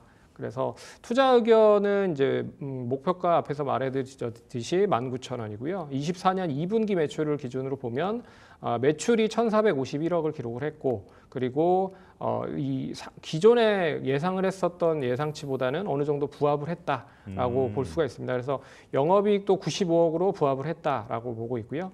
제품 추이로 보시면 일단 뭐 갤럭시 S24가 조금 둔화가 된 부분이에요. 왜 그러냐면 상반기에 출시를 했기 때문에 하반기 이제 상반기에서 하반기로 넘어가는 시점이고요. 네. 새로운 제품인 플립칩이나 폴더블 폰이 나왔다라는 부분으로 이제 S24 관련된 판매는 둔화가 됐지만 갤럭시 링이 결국에는 계속 좀 긍정적인 부분이고 거기에 이제 연성 PCB나 그리고 갤럭시 Z 폴드 6양 이게 이제 출시가 됐기 때문에 여기에 대한 수익성이 조금씩 높아지고 있는 상황이다. 그래서 이 올해 3분기, 4분기에서는 이 부분에 대한 부분들이 조금 더 투영이 많이 되면서 실적이 높아질 수 있고 그래서 영업이익은 하반기로 갈수록 214억 상반기 대비 16.1% 정도 늘어날 수 있다라고 첫 번째 단락에는 표현을 했고요. 두 번째는 이제 24년 4분기에 XR 기기양 매출이 예상이 된다. 그리고 갤럭시 링과 함께 수혜가 된다라고 나와 있습니다. 그래서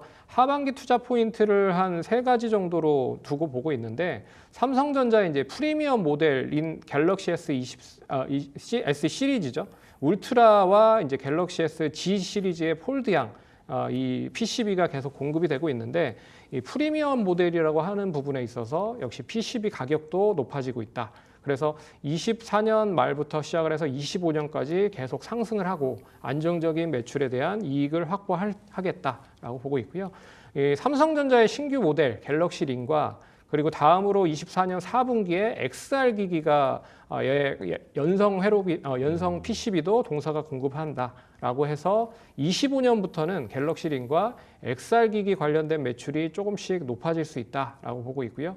이게 이제 하반기부터 얼마만큼 더 이어지는지를 보셔야 된다. 그리고 마지막으로 보고 있는 건 역시 이제 전장형 PCB에 대한 진출이다. 그래서 이 경쟁사 대비 적극적으로 준비를 하고 있고 26년에는 매출 확대를 기여를 할 것이다라고 보고 있습니다. 그래서 전장화 과정에서 경량화를 이제 추구를 하고 있는 상황이기 때문에 결국에는 PCB를 뭐 교체를 할 수밖에 없다. 그래서 동사가 PCB에 대한 뭐 기술력이 있기 때문에 여기에 대한 부분으로도 동사 준비를 하고 있다. 그래서 25년, 26년까지는 신성장 동력으로 자동차 PCB에 대한 것도 기대를 해보자라고 리포트에는 좀 나와 있는 것 같습니다. 예, 자, 스마트폰과 태블릿 PC 정도에 국한되어 있던 사업 영역이 이제 갤럭시 링 그리고 XR 기기 같은 새로운 디바이스 그리고 전장 산업 쪽으로도 나가고 있다 이렇게 말씀해 주셨는데요. 자, 그렇다면 리포트 바깥의 이야기도 들려주실까요? 이게 자동차에 대한 전장용 PCB가 엄청나게 좀 많이 확대가 되고 있는 것 같습니다. 기본적으로 자동차가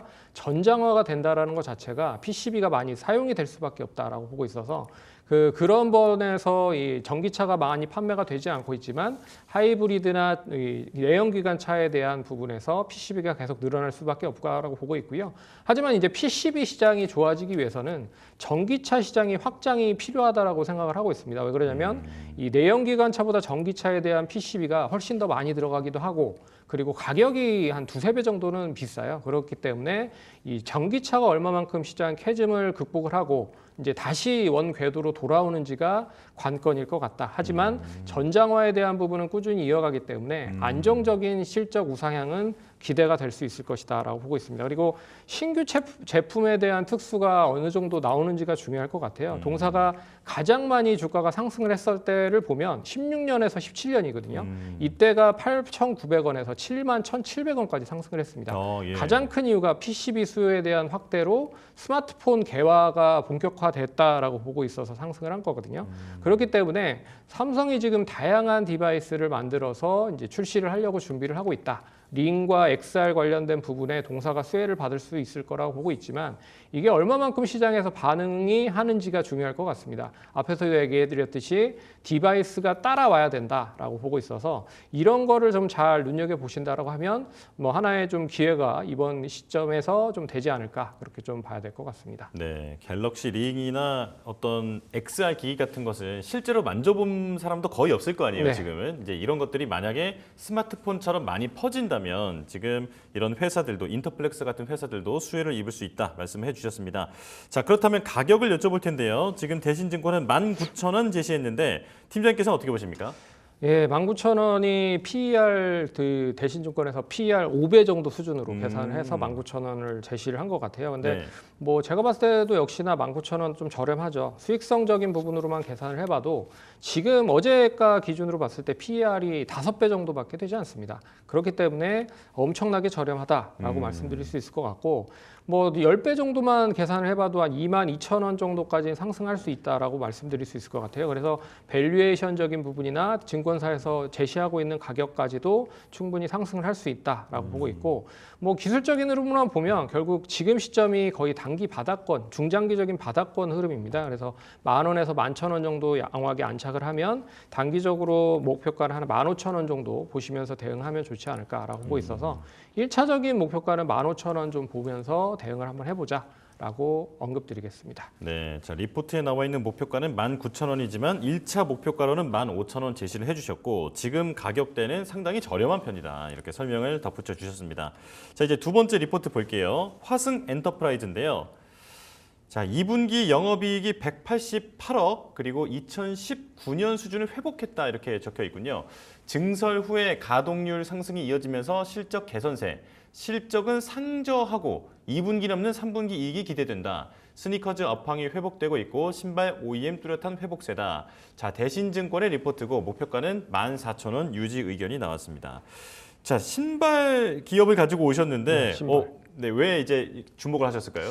신발 기업이 제일 패션에 둔감해요. 네, 둔감하기도 네. 하고 어떻게 보면 패션의 가장 핵심은 의류잖아요. 근데 의류주들이 최근 이제 바닥에서 상승을 하기 시작을 하고 있다. 그런 점에서 이 OEM, ODM 쪽 관련된 위탁 생산을 하고 있는 기업들도 관심을 가지셔야 될 필요가 있지 않을까라고 해서 가져왔다라고 말씀드릴 수 있을 것 같고요. 예. 쉽게 말해서 이제 의류 쪽의 OEM, ODM은 뭐 영어무역이라든지 한세실업이라고 보시면 될 것 같고 이제 그 신발을 주로 OEM, ODM 하는 업체들은 이제 화승 오늘 가져온 화승 엔터프라이즈라고 예. 생각을 하시면 될 것 같습니다. 일단 뭐 발이라는 소재가 가장 패션에 둔감하기 때문에 이 실질적으로 침투하기가 상당히 어려워요. 그래서 뭐 다 아실 겁니다. 이 23년에 대한 그 시장 점유율을 보면 나이키가 39%고요. 그리고 아디다스가 20% 정도 돼요. 그래서 한 5, 60% 정도가 거의 나이키와 아디다스 정도라고 생각을 하시면 될 것 같아서 침투가 상당히 어렵다. 그 와중에 뭐 리복이라든지 뭐 다양한 업체들이 있다라고 좀 보고 있지만 그렇게 높지가 않습니다. 그래서 일단 두 개 업체들이 독점적인 시장 점유율을 기록을 하고 있어서 다른 쪽에서 침투하기가 상당히 어렵다라고 말씀드릴 수 있을 것 같고요. 하지만 이제 최근 들어서 인디 브랜드가 많이 이제 확대가 되고 있는 상황입니다. 디자인 자체가 천편일률적인 이제 기존의 그 신발보다는 훨씬 더 차별화되고 있는 게 인디 브랜드이기도 하고요. 그리고 최근에는 이제 SNS, 유튜브, 인스타그램을 통해서 여러 가지 인플루언서들이 뭐 판매를 하기 시작을 하는 그런 브랜드들이 많아지고 있는 상황이에요. 그래서 OEM, ODM 업체들이 이제 반사 이익을 얻고 있다라고 볼 수도 있는 거기 때문에 좀 긍정적이고요. 참고로 나이키나 뭐 아디다스 이런 쪽은 인플루언서를 이제 뭐 여러 가지 예전에 스포츠 스타를 이용을 해서 판매를 하긴 했지만 인플루언서로 온라인 쪽으로 대응하기는 쉽지는 않은 거거든요. 그렇기 때문에 인디 브랜드에 대한 확대가 계속 커지고 있는 부분이고 그리고 가장 큰 이유는 그겁니다. 이제 대형 브랜드보다 좀 싸요. 그렇기 때문에 가성비가 있다라고 하는 부분에서 인디 브랜드가 계속적으로 높아지고 있다라고 볼 수가 있을 것 같습니다. 근데 이 길게 보면은 이제 나이키라든지 아디다스 침투하기가 어렵다라는 거를 감안해 보면 추가적으로 여기에 이제 침투를 어떻게 할지가 관건일 것 같다. 그래서 뭐 인공지능으로 뭐 3D 프린팅을 이용을 해서 신발을 만들거나 뭐 이런 게 바로바로 나오면 좀 침투가 더 가능할 수 있다라고 보고 있지만 지금 현재로서는 그래도 나이키나 뭐 아디다스 쪽 향에 대한 매출이 안정적이다라고 볼 수 있을 것 같아서 동사도 관심 있게 보면 좋지 않을까 그렇게 좀 언급드리도록 하겠습니다. 네, 저는 나이키와 아디다스의 점유율이 그렇게 많은 줄 몰랐습니다. 네, 사실상 이제 한 60% 정도 이제 과점 같은 시장이다 이렇게 이해를 하면 될 것 같은데요. 자, 그렇다면 이제 리포트 내용 하나하나 좀 알려주실까요? 예, 리포트 이번에도 이제 대신증권에서 나왔고요. 14,000원 매수 유지로 나왔습니다. 네. 이 제목 보시면 2019년 수준으로 정상화가 되고 있다. 근데 2019년이 뭐 굉장히 괜찮았었던 시점이에요. 그래서 첫 번째 달력 보시면 투자 의견은 이제 매수 유지, 그리고 목표가는 14,000원을 유지를 하겠다. 그래서 2분기 영업이익은 188억이로 코로나 이전 2019년에 2분기 수준 영업이익 174억 정도까지도 이제 올라온 수준이다. 그래서 19년에 아디다스 증설하면서 결국에는 라인 확충으로 실적이 이제 가파르게 개선이 됐었습니다. 그래서 이 부분이 고스란히 올해와 내년까지 이어지면서 좀 유사하게 이어질 가능성이 높다라고 보고 있고요. 3분기는 전통적으로 비수기긴 하지만 일단 올해 생산 캐파 증설이 어느 정도 있어서 가동률이 상승이 되면 실적 개선이 뒤따르고 있다라고 하는 거. 그리고 3분기 이익 규모가 2분기를 넘어설 것으로 예상이 된다. 그래서 비수기임에도 불구하고 이익 성장세가 계속 이어지고 있다라고 보고 있고요. 아디다스 쪽과에 대한 피어 기업의 실적 호전이 이거를 좀 뒷받침해 준다라고 생각을 하시면 될 것 같습니다. 그래서 동사의 매출 구성이 가장 많은 쪽이 이제 아디다스인데요. 7월에 아디다스 2분기 실적 발표를 했을 때 24년 영업이익 가이던스를 한 번 더 상향 조정을 했습니다. 그렇기 때문에 동사도 상당히 좀 상향 조정할 가능성이 높을 것 같고요. 그리고 동사의 글로벌 피어들도 결국에 이제 호실적을 기록을 하면서 가이던스 상향 조정을 했다. 그래서 신발 OEM 업체들에 대한 상향세가 뚜렷하게 이게 펼쳐지고 있다라고 보고 있고요. 생산량 관련돼서도 23년 작년에 아디다스 재고 감축으로 인해서 아디다스의 운동화 생산량이 마이너스 27%까지 떨어졌습니다. 근데 이게 코로나 때보다 적은 생산량이라는 거를 감안을 해보면 실적이 악화가 좀 불가피했다. 하지만 올해는 이제 스니커즈를 바탕으로 해서 다양한 그런 그 부분들로 이제 형성이 되고 있고, 그리고 낮아진 재고 레벨 영향으로 인해서 생산이 다시 증가를 하는 효과를 보고 있다. 그래서 실적 흐름은 상저하고를 예상을 하고요. 올해 하반기까지에 대한 부분을 보면 결국 그런 부분에서 2분기 양호한 실적을 발표를 했고, 그리고 지난 분기까지 이제 유휴 설비 가동, 이제 쉬었던 설비가 본격적으로 가동이 되기 시작을 하고 있고요. 그리고 램프업이라고 해서 본격 생산 전에 그 인건비를 이미 올려놨습니다. 그래서 생산을 하기 전에 인건비를 올려놨기 때문에 추가적인 비용도 어느 정도 좀 줄여놨다라고 볼 수 있을 것 같고, 그리고 이제 초기에 발생한 소소한 비용들 2분기부터는 소멸, 당사 추정치에 대한 컨센서스를 이래서 상회를 했다라고 보고 있어서 이런 부분으로 전반적인 부분은 시장 자체가 좋아지고 있는 상황에서 고정 비용을 좀 줄였다라는 거, 그리고 생산 캐파를 이미 설비 투자를 확보를 해서 만들어 놓은 상황이다. 거기에 소비가 늘어나는 시점이 연결이 된다라고 하면 올해 좀 긍정적으로 봐야 되는 게 아닌가라고 리포트엔 제시하고 있는 것 같습니다. 네, 실적이 상저하고가 전망되고 그리고 비용까지 이미 낸 상황이다. 이렇게 되면 이제 주가에 대해서도 기대가 되는데요. 자, 리포트 바깥의 이야기도 들려주실까요? 예, 고객사 매출이 아디다스 향이 제일 높습니다. 네. 나이키나 리복도 하고 있는 것 같긴 한데 결국에 이제 ODM 업체라고 하는 부분에 있어서 매출처를 좀 더 다변화해야지 동사한테도 유리하지 않을까라고 보고 있는데, 이 아디다스 향에 대한 매출이 높기 때문에 거기에 이제 좌지우지 될 가능성이 높다는 거죠. 그래서 만약에 아디다스 실적이 좋아지면 상관이 없는데 떨어지면 같이 떨어진다라고 보고 있어서 네. 그렇게 좀 좌지우지 될 가능성이 높다. 그래서 매출에 대한 다변화가 좀 필요하다라고 말씀드릴 수 있을 것 같고요. 그리고 베트남, 인도네시아 인건비가 어느 정도 좀 올라왔기 때문에 여기에 대한 것도 예전보다는 좀 올라와서 이 비용적인 부분이 조금 높아졌다라고 하는 부분도 눈여겨보셔야 될 것 같습니다. 그리고 동사가 이제 수출을 주로 많이 하는 기업이다 보니까 원달러 환율에 대한 영향을 어느 정도는 무시 못한다. 하지만 수출 관련된 업체들이 최근에 좀 긍정적인 부분은 환율이 1,350원에서 한 1,400원 정도는 계속 유지를 하고 있는 상황이기 때문에 뭐 나름 좀 선방을 하고 있다라고 보고 있고요. 동사는 작년 실적이 별로 좋지 않았음에도 불구하고 계속 꾸준하게 배당을 하고 있다는 것도 좀 긍정적이다라고 볼 수 있을 것 같습니다. 그래서 작년에 한 45원 정도 현금 배당을 진행을 했으니 올해는 실적이 좋아진다라고 하면 더 높은 배당을 형성할 가능성도 높다라는 것도 눈여겨보셔야 될 것 같습니다. 네, 아디다스에 대한 의존도가 높다라는 점이 조금 리스크가 될 수도 있지만 이제 나머지 말씀을 들어봤을 때는 고환율의 수혜도 받았고 그리고 주주 친화적 정책도 계속해서 이어가고 있는 것 같습니다. 자, 그렇다면 이제 가격을 볼 텐데요. 이제 목표가가 14,000원으로 나왔잖아요. 네. 어떻게 보십니까? 이 대신증권에서 뭐 여러 가지 자산 가치를 평가를 하고 수익성적인 부분을 평가를 해서 14,000원으로 계산을 한 것 같아요. 근데 제가 봤을 때 수익성적인 부분으로만 보면 어제 종가 기준으로 8.3배 정도 수준입니다. 그래서 그렇게 뭐 그러니까 높지는 않거든요. 그러니까 낮은 수준이다라고 볼 수 있어서 충분히 이제 목표가까지 달성이 가능하다라고 말씀드릴 수 있을 것 같고, 단지 이게 이제 주봉상 월봉상 보시면 이게 가격적인 부분이 23년 이제 작년부터 시작을 해서 어느 정도 가격대가 딱 정해져 있는 가격대예요. 7,000원에서 10,000원대가 거의 이제 박스권으로 검직이었었던 그런 모습이었기 때문에 이 부분을 결국에는 이번에도 달성이 될 가능성이 높다. 그러면 1차적인 목표가는 10,000원으로 보면서 대응을 한번 해보자라고 보고 있고요.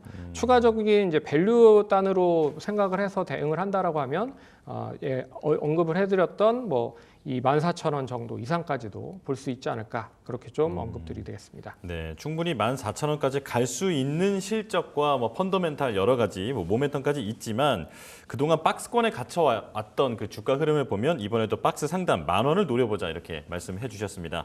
자, 손창현 팀장과는 여기서 인사 나누겠습니다. 고맙습니다. 네.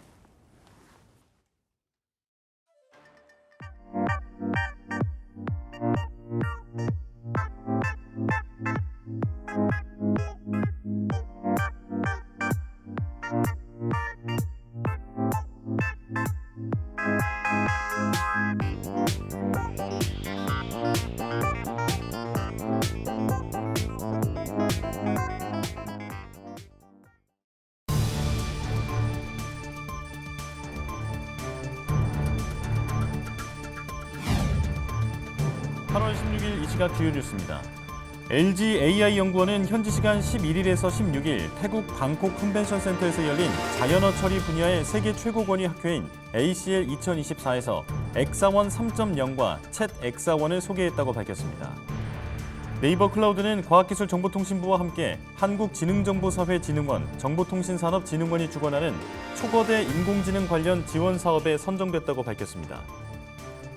현대로템은 미국 매사추세츠주 교통공사가 발주한 1억 7,579만 달러, 한화 약 2,400억 원 규모의 2층 객차 추가 공급 사업 본계약을 체결했다고 밝혔습니다. KG 모빌리티는 독일 프랑크푸르트에 직영 해외 법인을 설립하고 다음 달부터 현지 마케팅 및 판매, 고객 관리와 서비스 등 본격적인 영업을 개시한다고 밝혔습니다. 하나금융그룹은 ESG 활동 결과로 5조 4,072억 원에 달하는 사회적 가치를 창출했다는 내용의 2023 ESG 임팩트 보고서를 발간했습니다. 삼성생명은 올해 상반기 연결 기준 당기순이익이 1조 3,685억 원을 기록해 전년 동기 대비 40.5% 증가했다고 밝혔습니다. 펄어비스는 차기작 붉은 사막을 독일의 글로벌 게임쇼 게임스컴 2024에 출품하고 AMD의 고성능 게임용 PC를 통해 시연을 진행한다고 밝혔습니다. 한국소비자원은 티몬 위메프에서 상품권 기프티콘을 구매하고 환불받지 못한 소비자를 대상으로 집단 분쟁 조정 참여 신청을 받는다고 밝혔습니다. 이 시각 주요 뉴스였습니다.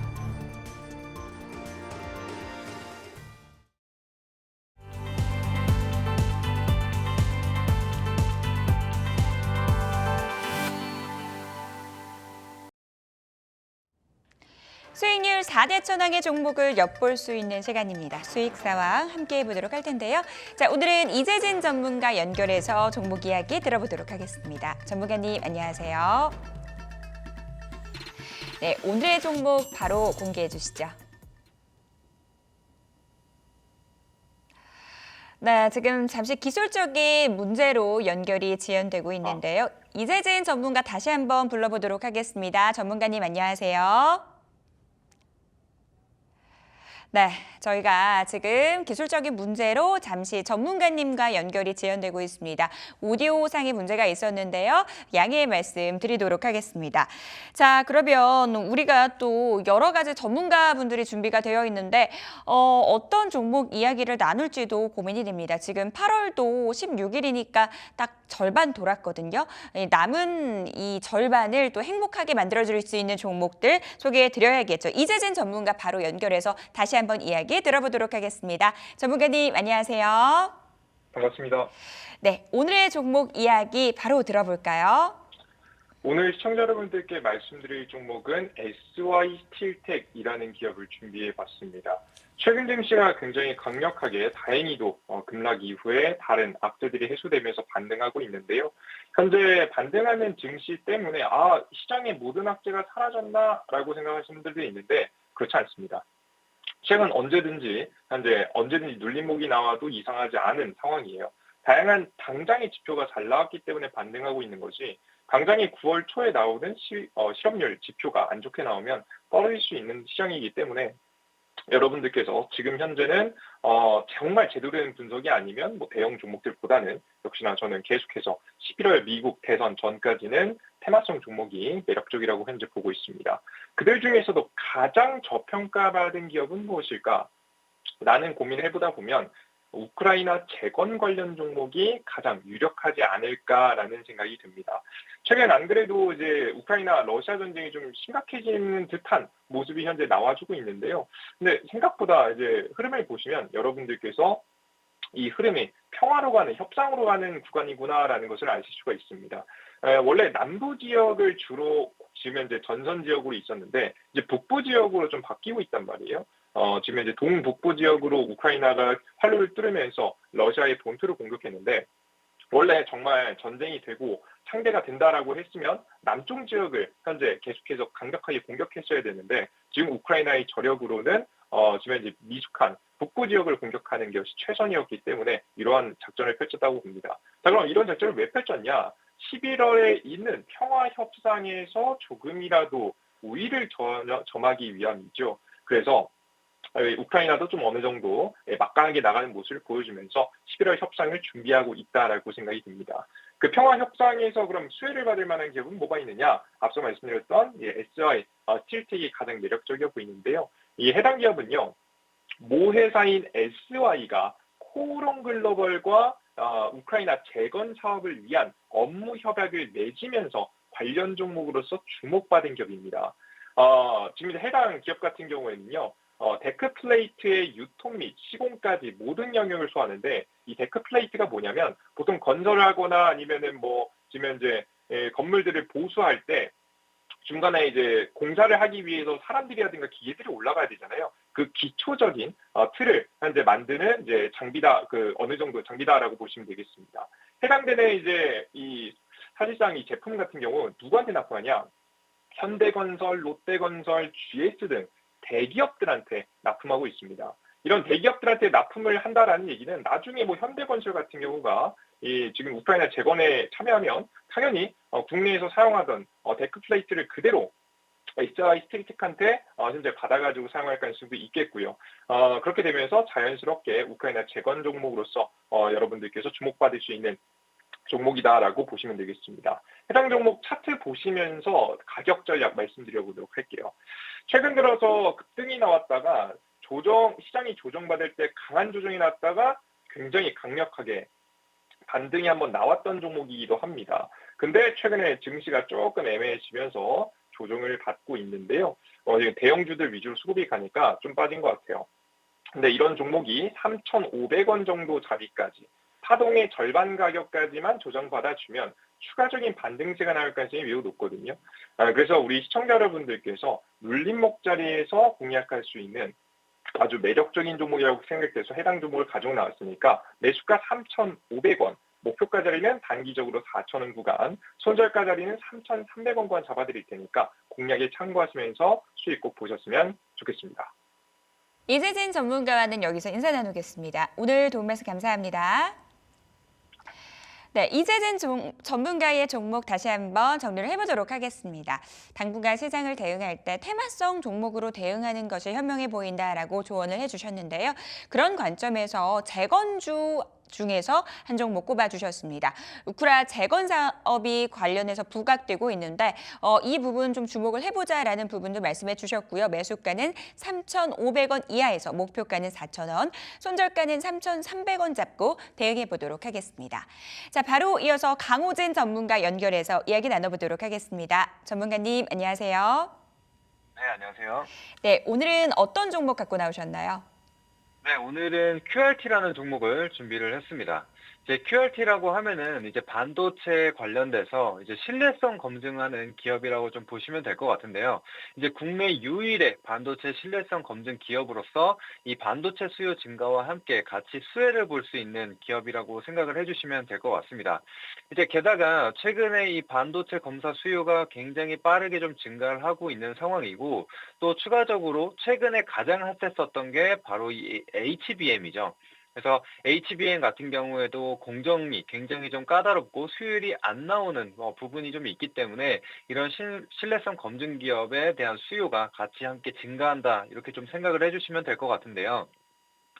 이제 신뢰성 검사라고 한다면은 이 반도체 칩의 뭐 성능이나 안정성 혹은 수명이나 고장률 이런 것들을 좀 예측할 수 있는 그런 검사하는 부분이라고 생각을 하시면 되는데 이제 아무래도 이 HBM 같은 경우에는 기타 D램보다 공정이 더 까다롭기 때문에 이 수율에 대한 부분이 굉장히 중요합니다. 그래서 또 이 D램이 하나만 들어가는 게 아니라 뭐 8단 혹은 12단 이런 식으로 D램이 한 칩 안에 많이 들어가는 부분이기 때문에 하나의 고장, 이 하나의 불량만으로도 이 전체 칩을 또 버려야 하는 그런 부분이 발생을 하기 때문에 이 반도체 업체에서는 이 수율과 수익성이 굉장히 좀 밀접한 관계를 가지고 있다라고 좀 보시면 될 것 같습니다. 자, 이제 그러다 보니까 이 신뢰성 검사 기업인 이 QRT에 대한 수혜가 예상이 되고 있는 상황이고 사실 이뿐만이 아닙니다. 이 QRT 같은 경우에는 SK 하이닉스의 자회사로서 이제 분사가 된 이후에 이제 상장이 된 기업이기 때문에 이 SK 하이닉스와도 굉장히 좀 밀접한 관계를 가지고 있고 실제로 협력을 계속적으로 이어가고 있는 상황이라고 생각을 해주시면 될 것 같습니다. 그래서 HBM 대장주로서 SK 하이닉스가 역할을 해주고 있기 때문에 이 QRT에 대한 부분도 충분히 이 기대감이 좀 반영이 될 거라고 좀 보고 있는 상황이고 그리고 실제로 지금 2분기 실적도 좀 좋아지고 있는 상황입니다. 1분기까지에는 그렇게 눈에 띄는 실적 성장세가 나타나진 않았지만 2분기 같은 경우에는 전년 동기 대비해서 매출액이 13% 정도 증가한 158억을. 근데 이제 영업이익이 굉장히 중요합니다. 영업이익 같은 경우에는 117%가 성장한 13억을 좀 달성을 했다. 그래서 이제 본격적으로 올해부터 다시금 이 실적이 안정화가 될 것이다. 이렇게 좀 생각을 해주시면 될 것 같습니다. 자, 그래서 이뿐만이 아니라 이 HBM 같은 경우에는 애초에 이 고부가 가치 제품이기 때문에 가치 수익성도 개선이 될 수 있는 부분이고 또 그뿐만이 아니라 이 QRT 같은 경우에는 이 HBM 리사이클링과 관련된 사업도 영위를 하고 있습니다. 그래서 이 부분도 마찬가지로 SK 하이닉스와 협력을 하고 있는 부분이기 때문에 앞으로 이 HBM과 관련된 수혜를 계속적으로 이어갈 것으로 예상을 할 수가 있습니다. 그래서 그 부분 참고하시고 그리고 최근 들어서 사실 시장이 굉장히 변동성이 컸습니다. 그래서 급락 이후에 조금씩 회복이 되어가고 있는 상황인데 지금 흐름만 보더라도 삼성전자와 SK 하이닉스가 굉장히 좀 강한 반등을 보여주고 있는 상황이죠. 그래서 대장주들이 상승이 나오게 되면서 반도체 관련된 기업들도 같이 좀 상승이 나와주고 있는 상황인데 사실 제가 지금 보고 있는 것은 이 고점 구간에 위치한 종목들보다는 반락을 했었던 종목이 그러니까 하락이 좀 컸었던 종목들 혹은 바닥 구간에서 지금 올라오는 종목들 이런 종목들에 대해서 좀 집중을 해보자 이렇게 좀 보고 있는 상황이거든요. 그래서 이 QRT의 차트를 한번 보시게 되면은 지금 현재 굉장히 바닥권에 지금 위치를 하고 있는 상황입니다. 그래서 이 QRT라는 기업도 마찬가지로 반도체 섹터 상승과 함께 동반 상승을 보였어요. 그래서 43,500원 구간까지 큰 상승을 보였지만 현재는 10,000원 중반대 지금 위치를 하고 있습니다. 그래서 차트를 한번 보시게 되면은 지금 거의 이 반도체 섹터가 굉장히 강한 흐름을 보였었던 뭐 연초 구간까지만 보더라도 이 상승분을 모두 다 반납하고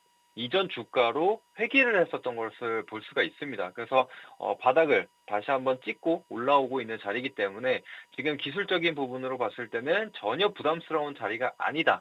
이렇게 좀 볼 수가 있을 것 같습니다. 그래서 바닥 구간에서 다시 새로운 시세를 만들어 간다라고 좀 보시면 되겠고, 그래서 일단은 매수가를 좀 잡아보자면은 사실 소폭 조정을 좀 생각을 하고 있습니다. 오늘 갭을 좀 만들었기 때문에 다음 주에 살짝 눌림이 나오게 된다면은 14,250원에서 14,800원 정도로 1차 매수 한번 잡아주시면 되겠고, 목표가 같은 경우에는 17,300원 정도로 이전에 단기적으로 좀 횡보를 했었던 가격대 혹은 이전 저점이 만들어졌었던 가격대인 17,300원 정도로 잡아봤고요. 그다음에 이제 손절가 같은 경우에는 단기 추세가 다시금 깨질 수가 있습니다. 그러면은 다시 역배열로 전환이 되는 부분이기 때문에 추세가 깨질 수 있는 우려가 있어서 손절가는 이 단기 이평선 상단 구간인 13,600원으로 잡도록 하겠습니다. 지난 종목에 대한 AS도 좀 진행을 해보도록 하겠습니다. 뷰노 이 최고가 기준으로 15%의 수익률을 달성했는데요. 매출 증가에 대한 기대감 시장에서 많이 거론이 되더라고요. 이 종목 추가 전략 좀 세워주시죠. 네, 이제 뷰노 같은 경우에도 이제 말씀드렸었던 이 딥카스와 관련된 해외 매출 기대감이 여전히 살아있는 상황이라고 좀 보시면 될 것 같습니다. 게다가 이 기업은 뭐 펀더멘털뿐만이 아니라 지금 미 대선과 관련돼서도 이 테마주 성향을 좀 보일 수 있는 그런 종목이라고 생각을 합니다. 그래서 메디케어와 맞물려서 이 AI 쪽에 대한 의료 AI와 관련된 이슈들이 다시 한번 부각이 될 수 있다라고 생각을 합니다. 그리고 이제 매출에 대한 이제 기대감이 계속적으로 실려주고 있는데 2분기 매출, 3분기 매출 계속해서 꾸준하게 증가하는 모습들이 나타나게 된다면은 이 주가의 모멘텀이 더 강력해질 거라고 저는 생각을 하거든요.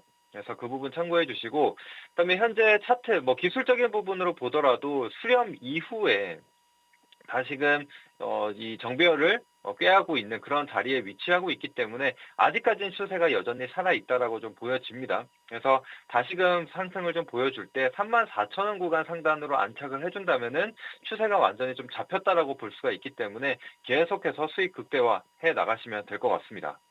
수익 극대화 전략까지 들어봤습니다. 강호진 전문가와 이야기 나눠봤습니다. 도움 말씀 감사합니다. 감사합니다. 네, 강호진 전문가의 종목 다시 한번 정리를 해보도록 하겠습니다.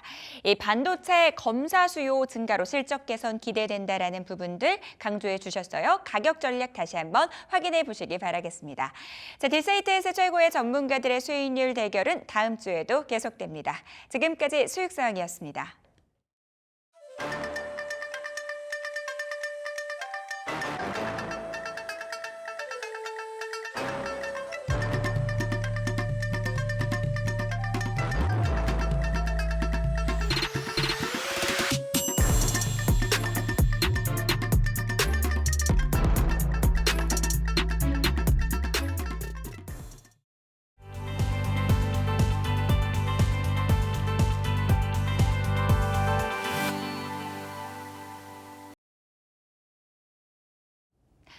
라스트 빅딜 함께 하시죠. 오늘 시장 안에서 특징적이었던 종목들 확인해 보고요. 종가 매수 여부 확인해 보는 시간입니다. 네, 오늘은 임순재 루크투자연구소 대표, 김시은 헤르메스 스탁 팀장과 함께하겠습니다. 어서 오십시오.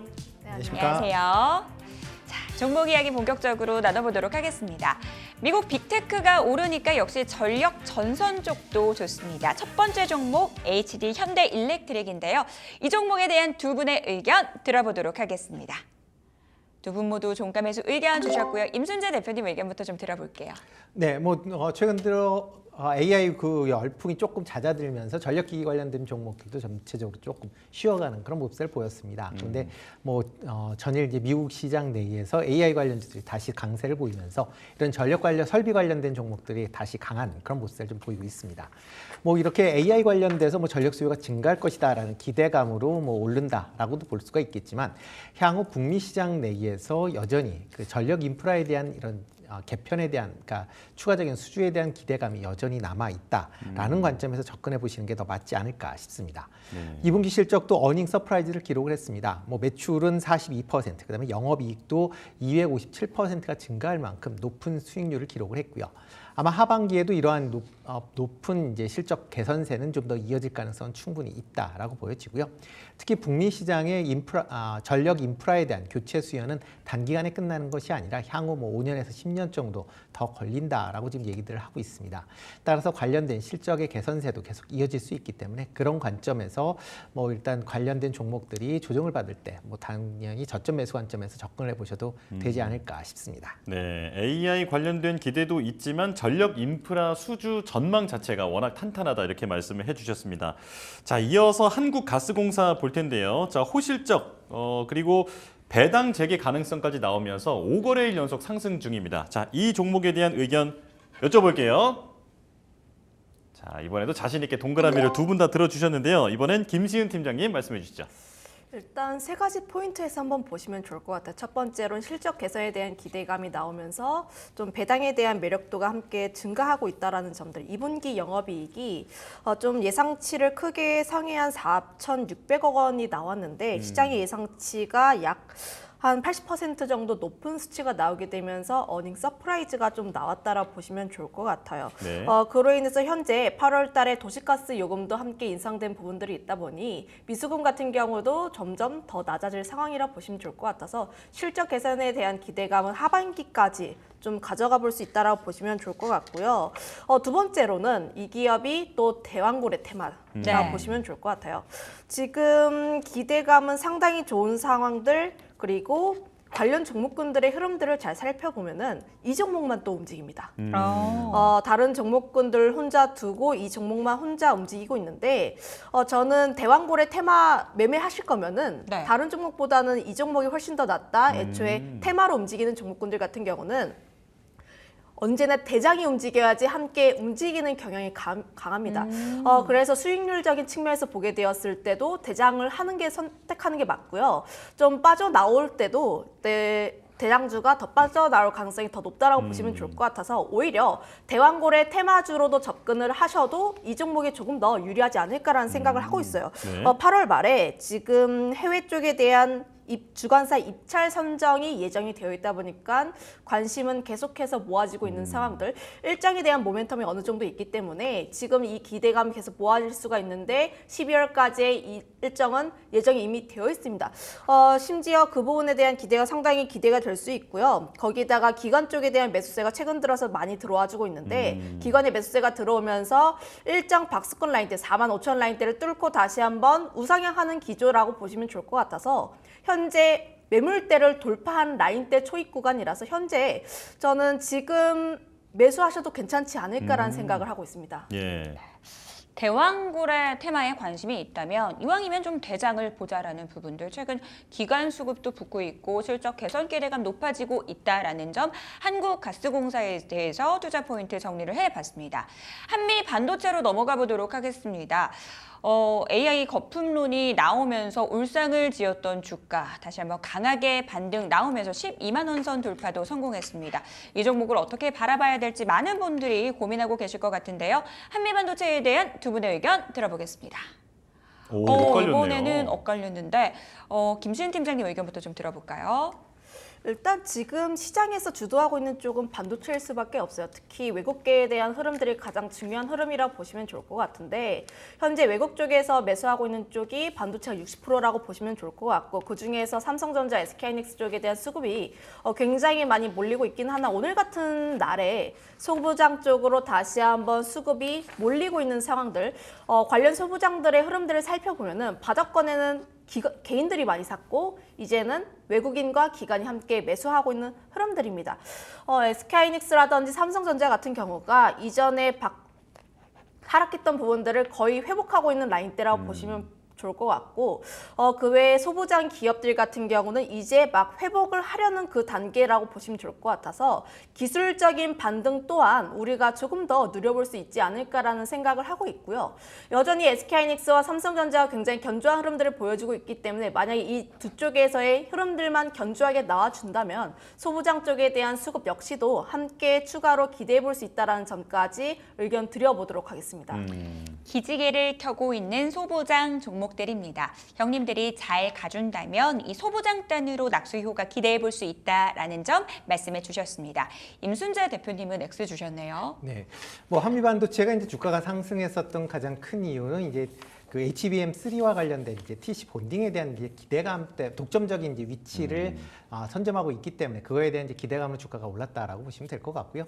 여기에 뭐 삼성전자가 HBM3를 뭐 현재 방식대로 한 게 실패했을 때 뭐 한미 반도체의 장비를 쓸 것이다라는 기대감까지 같이 주가에 반영이 됐다라고 보시면 될 것 같습니다. 그렇지만 이제 삼성전자가 이제 독자적으로 지금 HBM3 방식을 지금 퀄 테스트를 진행 중에 있고요. 아마 통과가 상당히 이제 유력시 된다라고 하게 되면 한미 반도체의 이런 독점적인 지위는 그만큼 약해질 수밖에 없는 거고요. 그다음에 HBM3E와 관련돼서 지금 12단에 대해서 지금 테스트가 진행 중에 있는 그런 걸로 알려져 있습니다. 현재 세 개 회사가 지금 HBM3 이 12단 관련된 본딩 장비를 지금 납품하기 위해서 SK 하이닉스한테 관련돼서 이제 테스트를 진행 중에 있는데요. 여기에서 한미 반도체 제품이 다른 타사에 비해서 그렇게 월등하지 못하다라는 그런 이제 얘기들이 계속 좀 나오고 있습니다. 그렇다라고 하게 되면 뭐 이 SK 하이닉스가 최종적으로 이제 발주를 해봐야 알겠지만 이런 발주에 대한 그런 이제 부분이 상당 부분 조금은 이제 좀 더 지켜보신 다음에 투자를 하셔도 늦지 않지 않나라는 생각을 해보고 있습니다. 네, 자 기술주 반등세 그리고 반도체 소부장으로 순환매가 기대되고 있으니까 사보자는 의견과 그리고 먹을 게 많은 곳에는 언제나 경쟁사가 나타나기 마련이다. 자, 이렇게 의견이 엇갈렸다는 점 기억하시면 좋겠고요. 자, 다음은 코스메카 코리아입니다. 지금 워렌 버핏이 애플의 지분을 팔고 울타뷰티라고 하는 우리나라로 보면 올리브영과 비슷한 기업인데 이곳의 주식을 샀다라는 소식 때문에 화장품 업계가 강세를 보이고 있습니다. 자, 코스메카 코리아 두 분의 의견 들어볼게요. 자, 두 분 다 동그라미를 들어주셨는데요. 자, 임순재 대표님부터 들어볼게요. 네, 일단 뭐 버크셔 해서웨이가 미국 최대 뷰티샵인 이제 울타 뷰티의 지분 1.45%를 이제 신규로 취득했다라는 그런 이제 소식이 나오면서 뭐 국내 화장품 관련된 종목들이 강한 그런 모습을 좀 보이고 있습니다. 특히 이제 울타 뷰티 같은 경우는 미국 최대 이제 뷰티 체인으로 화장품 소매업 및 그다음에 이제 뷰티 살롱을 같이 운영을 하고 있는 회사다라고 보시면 될 것 같고요. 그러니까 뭐 쉽게 해서 올리브영 얘기를 하셨는데 여기에 이제 그 뷰티 관련된 그런 부분 뭐 클리닉을 같이 운영을 하고 있다라고 보시는 게 맞지 않을까 싶고요. 미국에 1,350개 정도의 이제 매장을 보유할 만큼 뭐 상당히 이제 크고 최근 들어 이제 시장에서 주목도가 높아지는 그런 회사다라고 보시면 되겠습니다. 특히 버크셔 해서웨이가 기존에 이제 주식을 매수를 할 때 가장 중점적으로 보는 게 저평가되고 향후 성장성이 있는 그런 산업 중심으로 매수한다라고 보면 그만큼 이제 최근에 미국 화장품 판매와 관련된 부분에 상당 부분 이제 긍정적인 그런 시그널이 아니겠느냐라는 그런 이제 해석이 나올 수밖에 없는 거고요. 뭐 그러다 보니까 이런 미국 화장품 내에 수출을 하고 있는 국내 화장품 관련된 종목들이 오늘 강한 모습세를 이어가고 있는 그런 상황이다라고 보시면 되겠습니다. 특히 이제 코스메카 코리아 같은 경우는 단순히 국내뿐만 아니라 미국, 뭐 중국에도 뭐 생산 시설을 갖고 있기 때문에 특히 북미 시장 내에서 이제 판매가 이제 확대가 되고 특히 북미 뭐 국내 브랜드뿐만 아니라 미국 내의 인디 브랜드들의 이런 이제 OEM 관련된 이제 수주가 증가할 가능성이 있다라는 부분이 시장에서 좀 주목을 받았다라고 보시면 될 것 같고요. 뭐 주가 흐름 자체도 뭐 지금 뭐 2분기 실적이 상당히 좋게 나오면서 주가가 그렇게 틀어지는 그런 모습도 보이지 차트상으로도 이렇게 흐트러지지 않는 모습을 보였기 때문에 그런 관점에서 본다라고 하게 되면 관심 있게 보셔야 되지 않을까 싶습니다. 네, 화장품 산업의 성장 가능성이 대두되고 있는 상황인데 자 그렇다면 김시은 팀장님께서 좀 덧붙여 주실까요? 일단 산업에 대한 성장은 계속 나올 수밖에 없어요. 지금 미국 쪽에 대한 기대감 상당히 높고 실적에 대한 개선 흐름들이 YOY 대비했을 때 계속 증가하고 있는 상황이라고 보시면 좋을 것 같습니다. 다만 화장품 관련 기업들 차트에 대한 흐름들을 잘 살펴보시면 8월 초부터 하락을 했다가 다시 한번 지금 주가를 회복하고 있는 구간이라고 보시면 좋을 것 같아요. 오늘 코스메카 코리아를 비롯한 다양한 화장품 기업들이 윗꼬리가 살짝 달리거나 혹은 시초 그 아래까지 내려가는 흐름들이 나와주고 있는데 지금 8월 초에 형성했던 그 라인대를 아직까지 뛰어넘지는 못하고 있습니다. 그럼에도 불구하고 제가 긍정적인 이유를 든 것은 앞서 이야기를 했던 것처럼 얼타뷰티에 대한 기대감으로 인해서 다시 한번 화장품 쪽에 대한 센티가 살아날 수 있다라고 보시면 좋을 것 같아요. 지난 7월과 8월 초에 왜 화장품 종목군들 하락을 했냐면 물론 일부 화장품 기업들이 실적이 안 나온 것도 맞긴 합니다. 그럼에도 불구하고 그때 당시에 기관과 외국인의 동반 매도세, 특히 코스메카 코리아처럼 실적이 굉장히 잘 나왔던 기업들의 수급 이탈이 계속 나오면서 좀 하락한 부분들이 있는데 지금 오늘 윗꼬리가 좀 달렸음에도 불구하고 외국인과 기관은 매수를 하고 있는 상황들, 저는 지금 이런 수급에 대한 흐름들이 다시 한번 돌아올 수 있다라고 생각을 해보고 있고요. 그거에 따라서 현재 수급적인 측면 한번 보시면 좋을 것 같아요. 네. 저는 상반기처럼 화장품 전체적인 종목이 다 간다기보다는 수급이 괜찮은 기업들, 그런데 그 종목군들이 보통 기술력이 굉장히 뛰어나거나 혹은 하반기 실적이 굉장히 잘 나올 것 같은 기업들이거든요. 네, 그거에 따라서 외국인과 기관이 다시 한번 매수를 하는 그런 기업들 위주로 다시 한번 관심 있게 보시면 좋을 것 같다라는 의견 드려보도록 하겠습니다. 예. 화장품주 전체적으로 보기보다는 수급이 동반되는 종목을 중심으로 이 옥석 가리기 필요하다라는 부분들 말씀 주셨습니다. 자, 랩지노믹스 마지막으로 보도록 하겠습니다. 코로나19 재확산과 함께 시장에서 주목받고 있는데요. 저희가 시간이 얼마 남지 않아서 짧게 들어보도록 하겠습니다. 먼저 임순재 대표님 의견 들어볼게요. 네, 전 뭐 개인적으로 X고요. 네. 일단 뭐 지금 뭐 시장 전체적으로 본다라고 하게 되면 이렇게 이제 진단 키트 관련된 뭐 전염병 확산에 따른 이제 기대감으로 이제 많이 올랐다라고 보시면 되는데요. 관련된 매출이 아직까지 나오는 부분에 대한 부분은 여전히 좀 퀘스천이다. 그러니까 단기 이슈에 따라 이제 움직일 가능성이 좀 크다라고 보여지고요. 특히 오늘 같은 경우 랩지노믹스는 LDT라는 그런 이제 관련된 그런 이제 그 이슈 때문에 좀 강한 그런 모습을 보이고 있습니다. 그렇지만 LDT 같은 경우도 여전히 이제 새롭게 이제 개척되는 그런 시장이다 보니까 과연 이 부분이 어떻게 진행될지 하는 부분도 확인하신 이후에 하시는 게 어떨까라는 생각을 해보고 있습니다. 김시은 팀장님께서는 어떤 의견이세요? 뭐 바닥권 대비했을 때 너무 많이 올랐다. 물론 이제 이런 관련 종목군들의 수급이 계속 들어오게 되면서 특징주로 잡힐 가능성이 굉장히 많긴 하나 지금은 좀 보내줘야 할 때가 아닌가라는 생각을 하고 있어요. 우리가 위에서 떨어진 것만 생각하는 게 아니라 바닥권에서 얼마나 많이 올라왔는지도 한번 체크를 해봐야 합니다. 물론 코로나 진단키트를 시작해서 치료제라든지 굉장히 다양한 종목군들의 순환매가 이루어지고 있는데 현재 바닥에서 100%에서 200%가 넘는 그런 상승세를 보였기 때문에 현재 자리에서 무리하게 베팅을 하시기보다는 지금 보유자의 관점이라고 보시면 좋을 것 같고요. 오히려 지금 같은 구간에서 보유자이신 분들 같은 경우는 조금씩 비중을 줄여나가는 방식으로 해보시면 어떨까라는 의견 드려보도록 하겠습니다. 진단키트 관련주들 너무 많이 올랐다. 그렇기 때문에 이제는 보내줘야 할 때다. 보유자의 영역이라는 부분 정리해 보도록 하겠습니다. 저희는 마감 시보 듣고 돌아오겠습니다.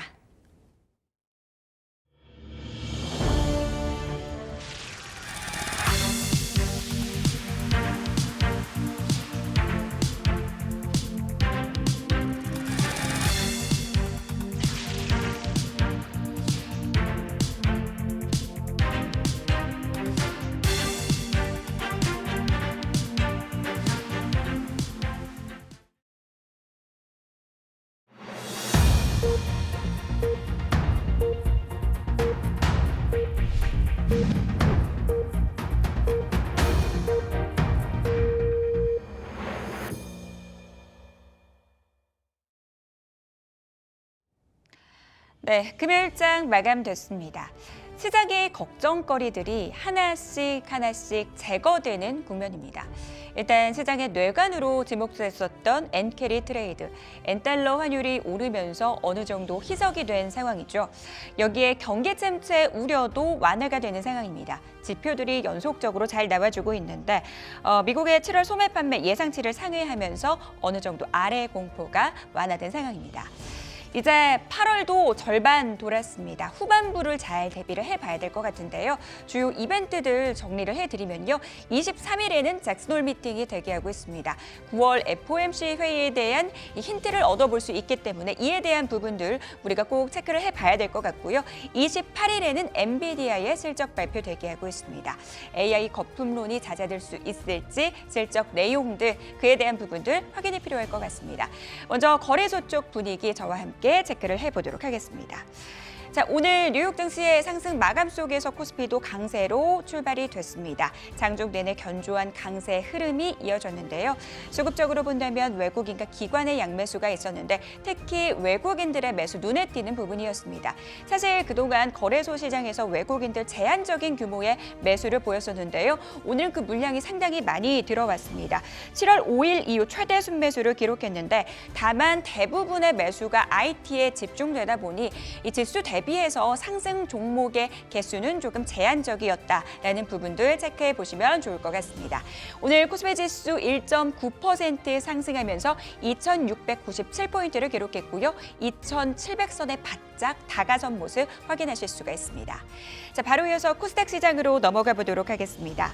오늘 코스닥 시장도 외국인과 기관의 양매수 속에서 순항을 이어가는 모습이었습니다. 이 반도체 소부장단이 지수에 든든하게 작용을 했고요. 또 금리 인하에 대한 기대감 속에 바이오 쪽도 상당히 좋았습니다. 코로나19 재확산에 따른 우려감 확산이 되면서 바이오주 일부 종목에 대한 매기가 몰렸다라는 점 함께 묶어서 체크해 보시면 좋을 것 같습니다. 1.2%대 강세 흐름 나타났고요. 786선에서 종가 형성했습니다. 자, 바로 이어서 시가총액 상위 종목들의 움직임 짚어보도록 하겠습니다. 뉴욕 증시 내에서 대형 기술주들 가졌고요. 특히 필라델피아 반도체 지수가 상승하면서 오늘 반도체 형님들이 잘 가졌습니다. 대장주 삼성전자가 8만 전자 회복에 성공을 했습니다. 3.8%대 상승률 기록하면서 8만 200원을 기록했고요. 오늘 SK 하이닉스 쪽의 상승 탄력이 더 돋보이는 부분이었습니다. 이 D램 시장의 점유율 확대, 이에 대한 기대감 확산되면서 무려 6.9%대 상승률을 기록했고요. 20만 원 선 회복에는 실패를 했지만 19만 9,700원을 기록했습니다. 오늘 완성차 쪽도 강한 흐름을 보여줬습니다. 현대차가 5.8%대 상승 움직임을 보였는데요. 배터리 안전 기술을 공개했다라는 점 상대적인 매력이 부각되면서 현대차와 기아차의 주가가 동반 상승세를 보였습니다. 자, 오늘 셀트리온도 강세로 마감이 됐습니다. 셀트리온 제약과의 합병이 무산됐다. 주주들의 반대로 이런 뉴스가 있었는데요. 일단 셀트리온은 1.34%대 강세 움직임 보였고요. 앞서서 언급이 됐었던 기아차의 경우에는 3.5% 상승으로 마감이 됐습니다. 오늘 밸류업 관련주 같은 경우에는 장 초반에는 좀 강한 흐름을 보였는데요. 그 안에서 장 막판으로 갈수록 좀 희비가 교차하는 모습이 포착이 됐습니다. KB금융은 0.47% 약보합에서 마감이 됐고요. 신한지주는 0.91% 강보합에서 마감이 됐습니다. 삼성물산은 강세로 마감이 됐습니다. 이 경기 침체 우려가 어느 정도 완화된 상황에서 이 주주 환원책에 대한 기대감, 그 매력도 부각이 받고 있습니다. 3.5%대 상승률 기록했고요. 14만 4,400원을 기록했습니다. 오늘 셀 3사의 주가 아랫방향으로 흘러가고 있습니다. 삼성 SDI가 0.93%대 하락률, LG화학은 1.1%대 약세를 기록했습니다. 코스닥 시가총액 상위 종목들의 움직임 짚어보도록 하겠습니다. 에코프로 그룹주는 음봉으로 전환이 됐습니다. 장 초반 방향성 탐색을 이어가다가 오후장 들어서 확실하게 하락으로 반전이 됐는데요. 에코프로비엠이 2%대 약세, 그리고 에코프로는 1.3%대 하락률을 기록했습니다. 하지만 그 와중에서도 엔캠은 불기등을 뿜어냈습니다. 이 업황이 안 좋은 상황 속에서도 이 흑자 전환에 대한 기대감, 호실적을 나타냈다라는 부분들 시장에서 높은 평가를 받았고요. 무려 14%대 급등이 나왔습니다. 바이오주 내에서는 이 개별 종목단의 별로 희비가 교차하는 모습이었는데요. 일단 알테오젠 같은 경우는 2.9%대 강세, HLB는 6%대 상승률을 기록했습니다. 삼천당 제약도 강세를 기록했고요. 리가겜 바이오 쪽은 제한적인 등락을 이어갔습니다.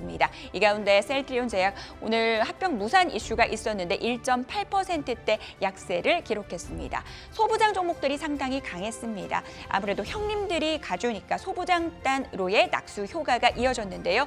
리노공업이 4.9%대 강세 흐름 이어졌고요. 최근 시장 안에서 톡신 관련주들의 강세 상당히 돋보이는 부분입니다.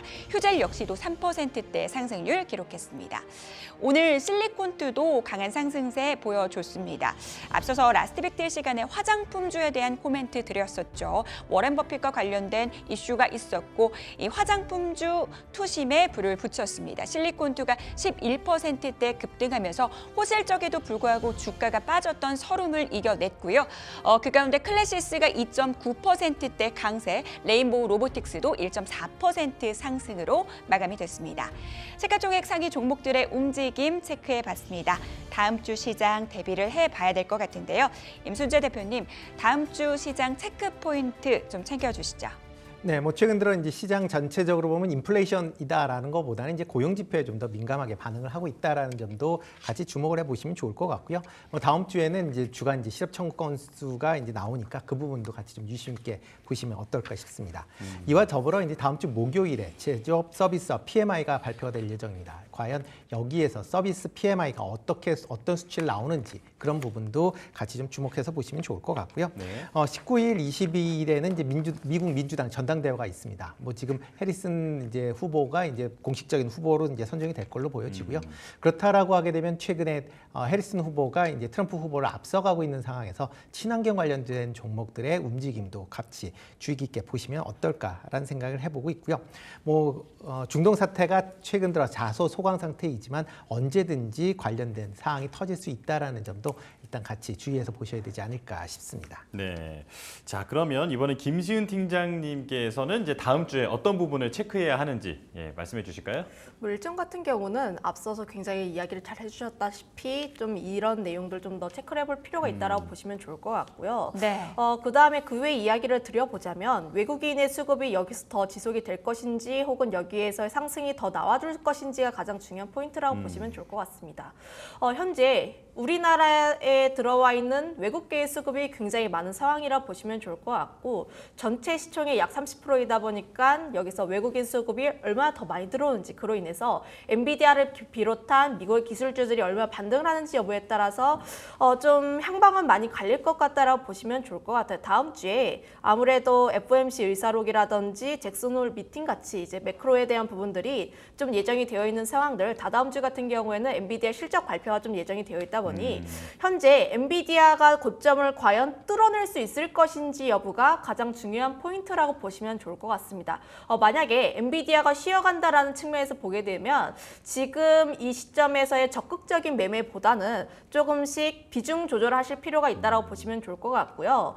혹은 내가 눌렸을 때 관심 있다 하시는 분들 같은 경우에는 뭐 실적에 대한 부분들 혹은 수급에 대한 손바뀜이 나오는 기업들 위주로 조금 더 관심 있게 바라볼 필요가 있지 않을까. 거래대금 같은 경우를 보게 되었을 때 오늘 코스피 10조 그리고 코스닥이 7조 정도로 전달 말 대비했을 때 그래도 올라와 주고 있는 부분이라 보시면 좋을 것 같고 투심 자체는 그래도 긍정적으로 나와주고 있다는 점을 감안을 했을 때 현재 좀 시장에 대한 우호적인 환경은 어느 정도 마련이 되어 있다라 보시면 좋을 것 같습니다.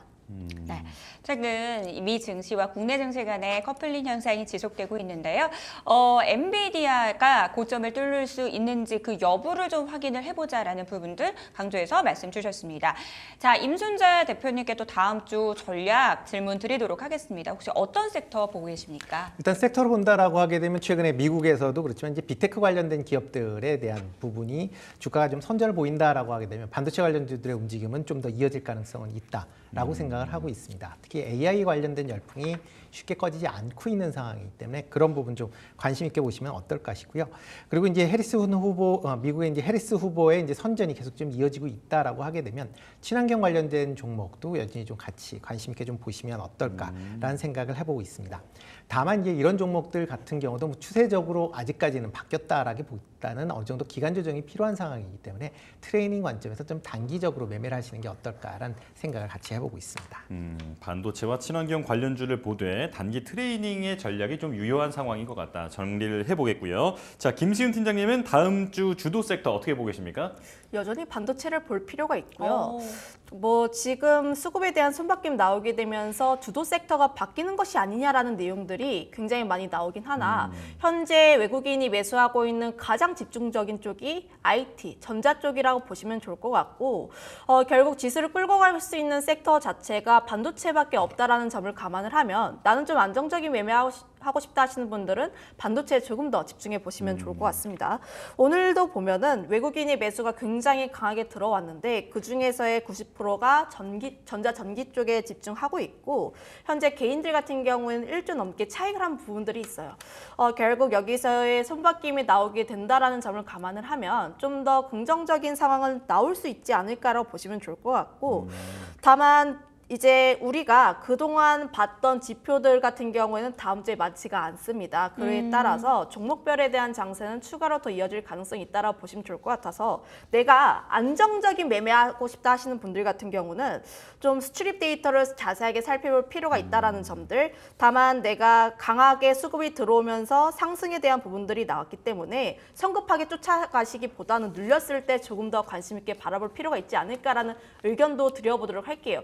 언제나 종목별 장세 혹은 변동성 장세가 나오게 되었을 때 내가 가장 우위에 있을 수 있는 부분들은 얼마나 내가 현금을 가지고 있는지 여부라고 생각을 해보시면 좋을 것 같아서 저는 언제나 기쁠 때 현금에 대한 부분들은 좀 반드시 필요하지 않을까라는 의견도 드려보도록 하겠습니다. 자, 엑스련을 통한 현금화 전략 반드시 필요한 시점이다라는 부분 강조해서 말씀해 주셨으니까요. 꼭 지키면서 매매하셨으면 좋겠습니다. 자, 딜사이트 마감 노트 오늘 저희가 준비한 내용은 여기까지입니다. 네, 저희는 다음 주에 돌아오겠습니다. 시청해주신 여러분 고맙습니다.